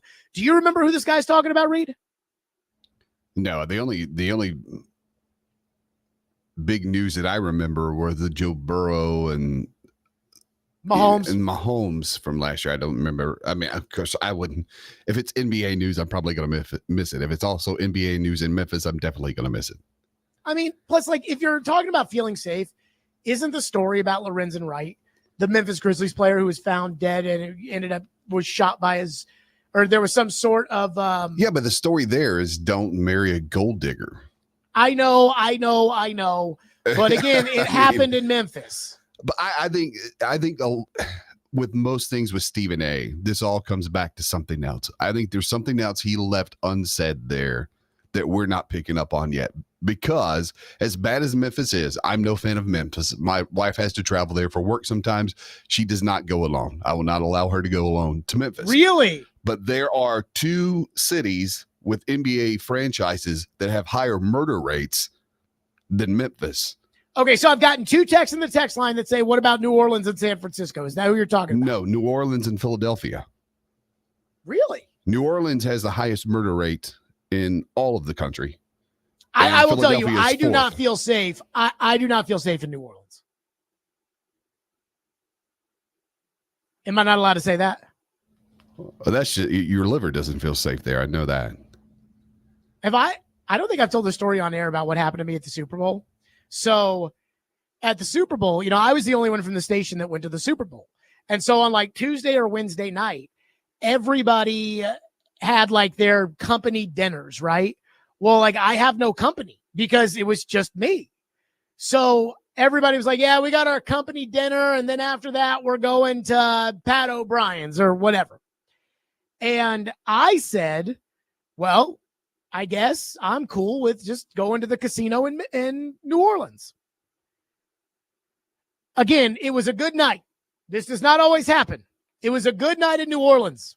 I won $2,000 at the casino in New Orleans. By the way, after that, like Caroline and my friends in Boston, and like they were texting me like, yeah, we're going to such and such. I'm like, y'all have fun. I'm going back to the hotel. Now, this is different because it was the Super Bowl. And I was staying at the same hotel with the Chiefs. Like I actually ran into Travis Kelce that night. I was waiting for an Uber Eats order to show up. And I ran into Travis Kelce. We gave each other the head nod. But I'm walking down the street in New Orleans with more than $2,000 in my pocket. Now, the only reason I did this instead of taking an Uber from the casino on the way back to the hotel was because there were cops everywhere in New Orleans because it was the Super Bowl. And the National Guard, I'm not kidding about this, because it was the Chiefs hotel. The National Guard was outside of my hotel. And it was just like a 5-minute walk up the street. And I still walked up the street with my hand on that $2,000+ the entire way there. Because I do not like New Orleans. Now, it's a great city. And it's got its charm, but I am not a New Orleans guy. Like, again, the whole feeling safe. There was one time I was walking around New Orleans during the NBA All-Star Game 2014. And again, I like New Orleans, but I did not necessarily feel totally safe there. Apparently, everybody in the text line says it was John Morant's house that got robbed, which I guess isn't that massive of a story. No, again, because John Morant doesn't make the best decisions. John Morant probably not hanging out with the best people in the best part of towns and probably opens himself up to that. One texter says, can we trade Memphis to Arkansas and take the Grizzlies? The problem is I'm not sure Arkansas wants Memphis. And wouldn't it be Mississippi that would take Memphis, not Arkansas? I mean, Memphis is really more Mississippi than it is Arkansas, right?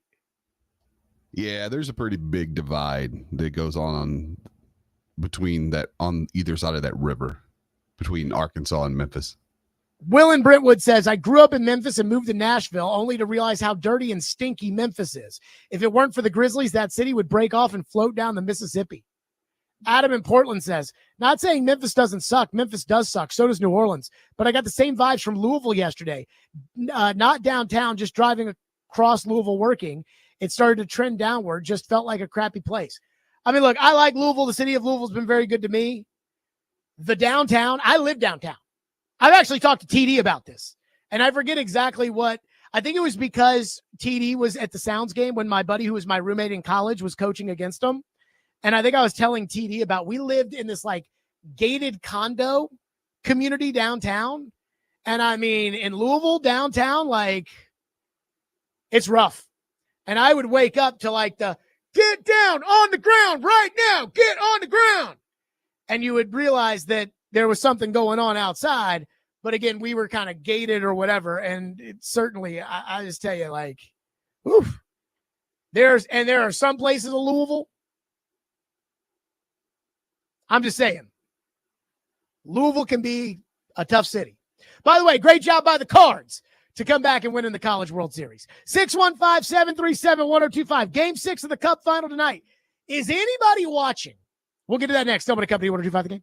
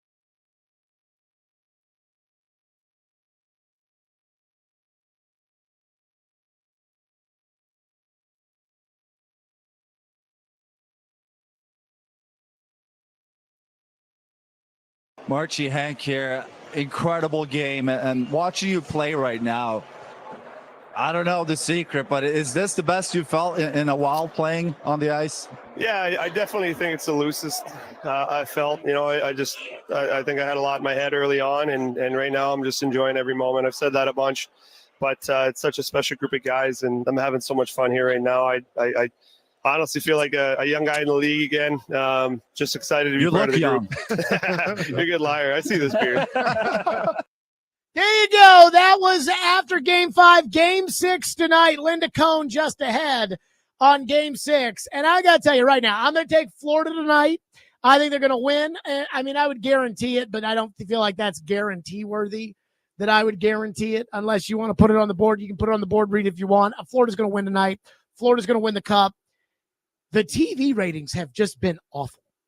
They just have been. And there's no real way to explain it. You can say, well, it's cable, but they're bad for cable. I've just decided that, you know what?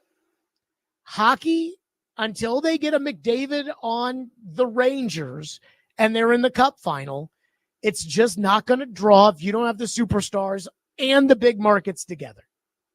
And I've just learned that's how it's going to be.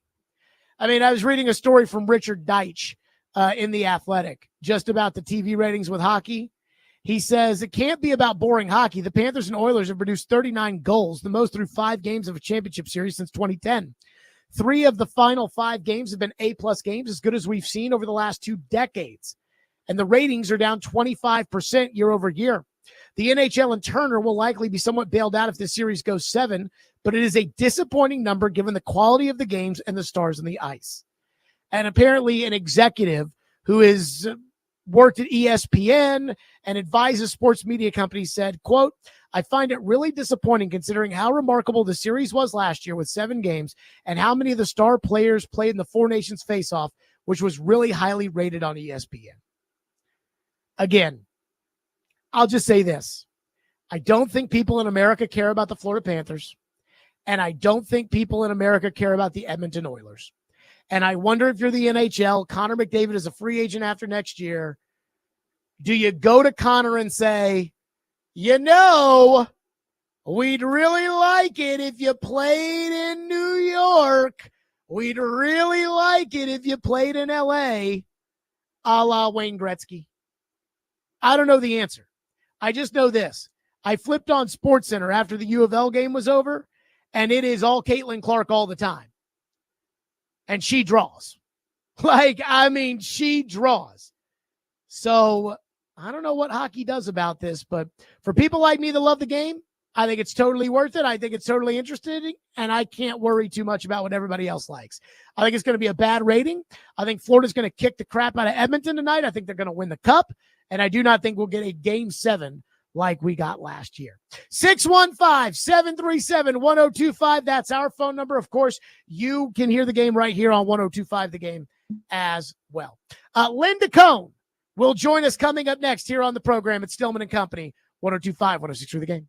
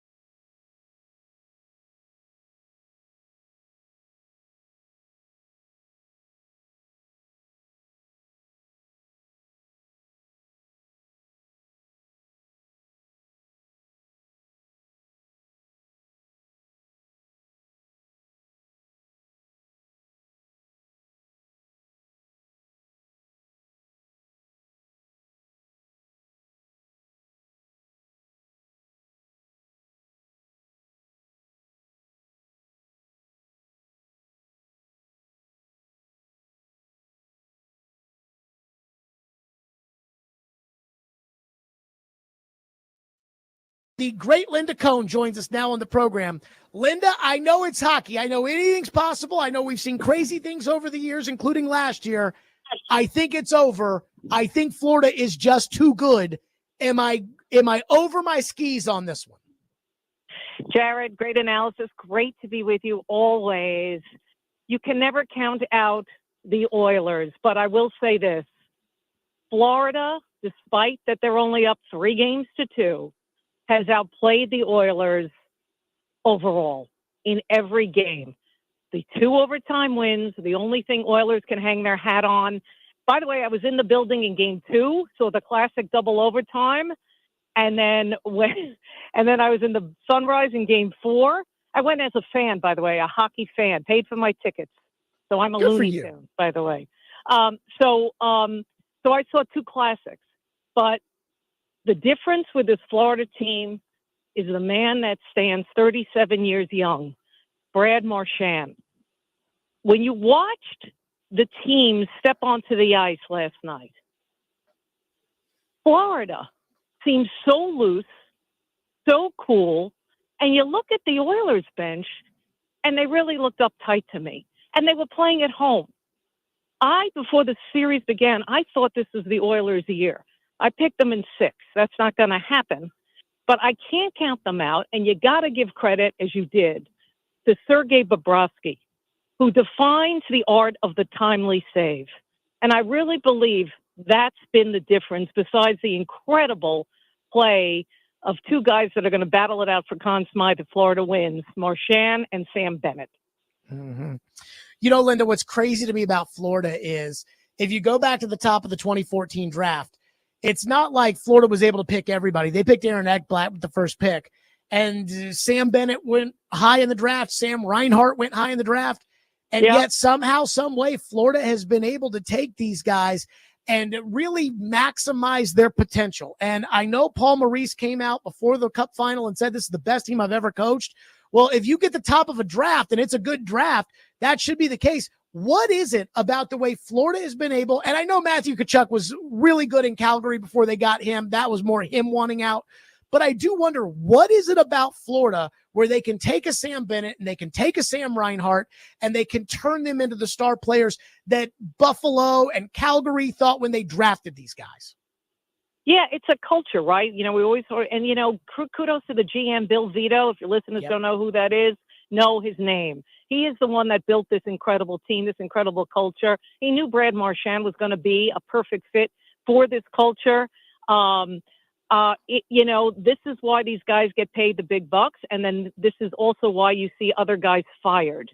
And you see it a lot because they don't have the smarts of putting together a hockey team like this. Now, it takes a lot. That coach, Paul Maurice, is something special. I didn't know this until he took over behind the bench for Florida because, you know, he suffered a lot of losses as well during his future Hall of Fame career. But I don't know what it is. Now, this series is not over. Connor McDavid has 1 goal in this series. We saw it last night. You cannot count out a Leon Draisaitl. This team does still believe in itself. I believe they're going to go back to Stuart Skinner. I thought Calvin Pickard was the right choice last night, and it just was it was overwhelming. It was overwhelming what Florida put there. But let's not, as I tweeted out, let's not put all the blame on Calvin Pickard last night. With 7.5 minutes to go in regulation, the Edmonton Oilers had 16 shots. That's it, on Sergei Bobrovsky. Yeah. So, I mean, you're not going to win any playoff game, let alone any Stanley Cup final playoff game, without putting more shots on net. Simple as that. Linda, you brought up, you know, the goalie situation in Edmonton, and I can only imagine, you know, being Chris Knobloch in this situation, thinking to yourself, well, I mean, what options do I have? I don't really love either one. And it's funny you bring this up because Barry Trotz and I kind of get into discussions about this. There are great goaltenders that just go cold in the playoffs. You know, Connor Hellebuck is the best goalie on the planet. He wins the Hart and the Vezina. And what's he done in the playoffs? And yet at the same time, You know, Barry Trotz will tell me, the general manager in Nashville, longtime coach, he'll tell me, he goes, if you've ever sat behind that bench and you don't have a goalie, you don't know what it's like to be in that spot. And I look at Chris Knobloch now, and I just don't know. Yes, McDavid's great. Yes, Draisaitl is great. I just don't know how they do this twice against that Florida team with the problems they have in net, Linda. Yeah, that's why, and it always has been in this series, my biggest concern. When I've gone on other shows and talked with other people who asked me these same questions, that was what always came up with me, the goaltending, because it's such a world, a difference, a universe apart from a Bobrovsky to anyone the Oilers put in net.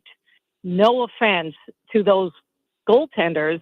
They are, NHL goaltenders, but that's always going to be the sticking point. Stuart Skinner is going to have to play out of his mind. We've seen him make big saves in this series. We've seen him have performances, although rare, but he has made big saves. Like, let's say in these big second periods that Florida has had in big games in this series, where Skinner stopped 15 of 17 shots or 16 of he has moments, but they look so awkward, both of them, when they have their moments.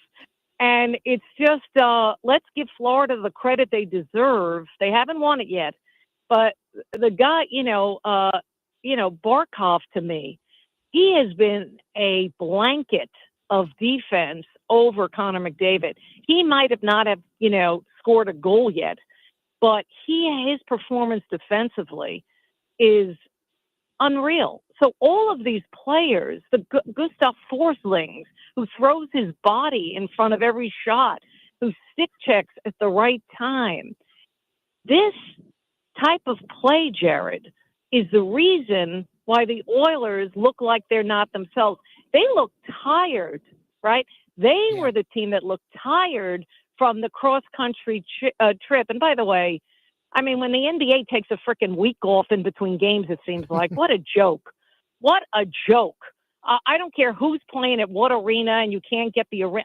I mean, to play this game last night in less than 48 hours from what, the game they had in game 4 is to whatever it was. Yeah, game 4 is absolutely ridiculous. So the Oilers looked exhausted and tired, while Florida had tremendous jump in their step.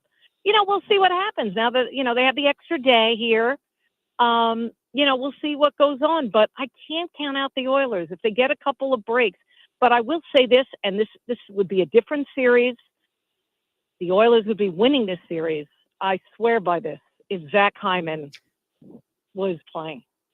Linda, that was my next question for you. This was the comparison I made earlier today. The great Linda Cohn from ESPN with us. This would be like the Chicago Bulls in the 90s losing Horace Grant or Dennis Rodman. Yes. With Zach Hyman out. Yes, they still have Jordan, and yes, they have Pippen, but are they winning titles without Horace Grant and Dennis Rodman? I don't think the answer is yes. That's how big. What do you make of that comparison? Yeah, I love that comparison. Absolutely. There's no question, because you need the sandpaper. You need the grit. You need the, that kind of guy that's not going to watch his team be pushed around, which in several of these games in this series, that's what has been going on with the Oilers. And when they tried to, push Florida around, it was an embarrassment in that game 3 debacle. I mean, it was like an unwatchable game, the 6-1 game or whatever it was. I mean, I was like, really? So Zach Hyman, not only he would not let this happen, he's not, for your listeners who may not know what this guy brings to the table, the guy puts the puck in the net. He scores goals. Give credit to the 40-year-old Corey Perry, who's doing his best as he can Zach Hyman imitation. But it's not Zach Hyman, because Zach Hyman would be not allowing his team to be pushed around and at the same time be pushing the opposition around and causing major havoc with Sergei Bobrovsky in front of the Florida net, which would have led to many, many goals. Look at his numbers last year when these two teams played. Remarkable. Linda Cohn with us on the program. Linda, you've been in TV for a long, long time. You've seen it all.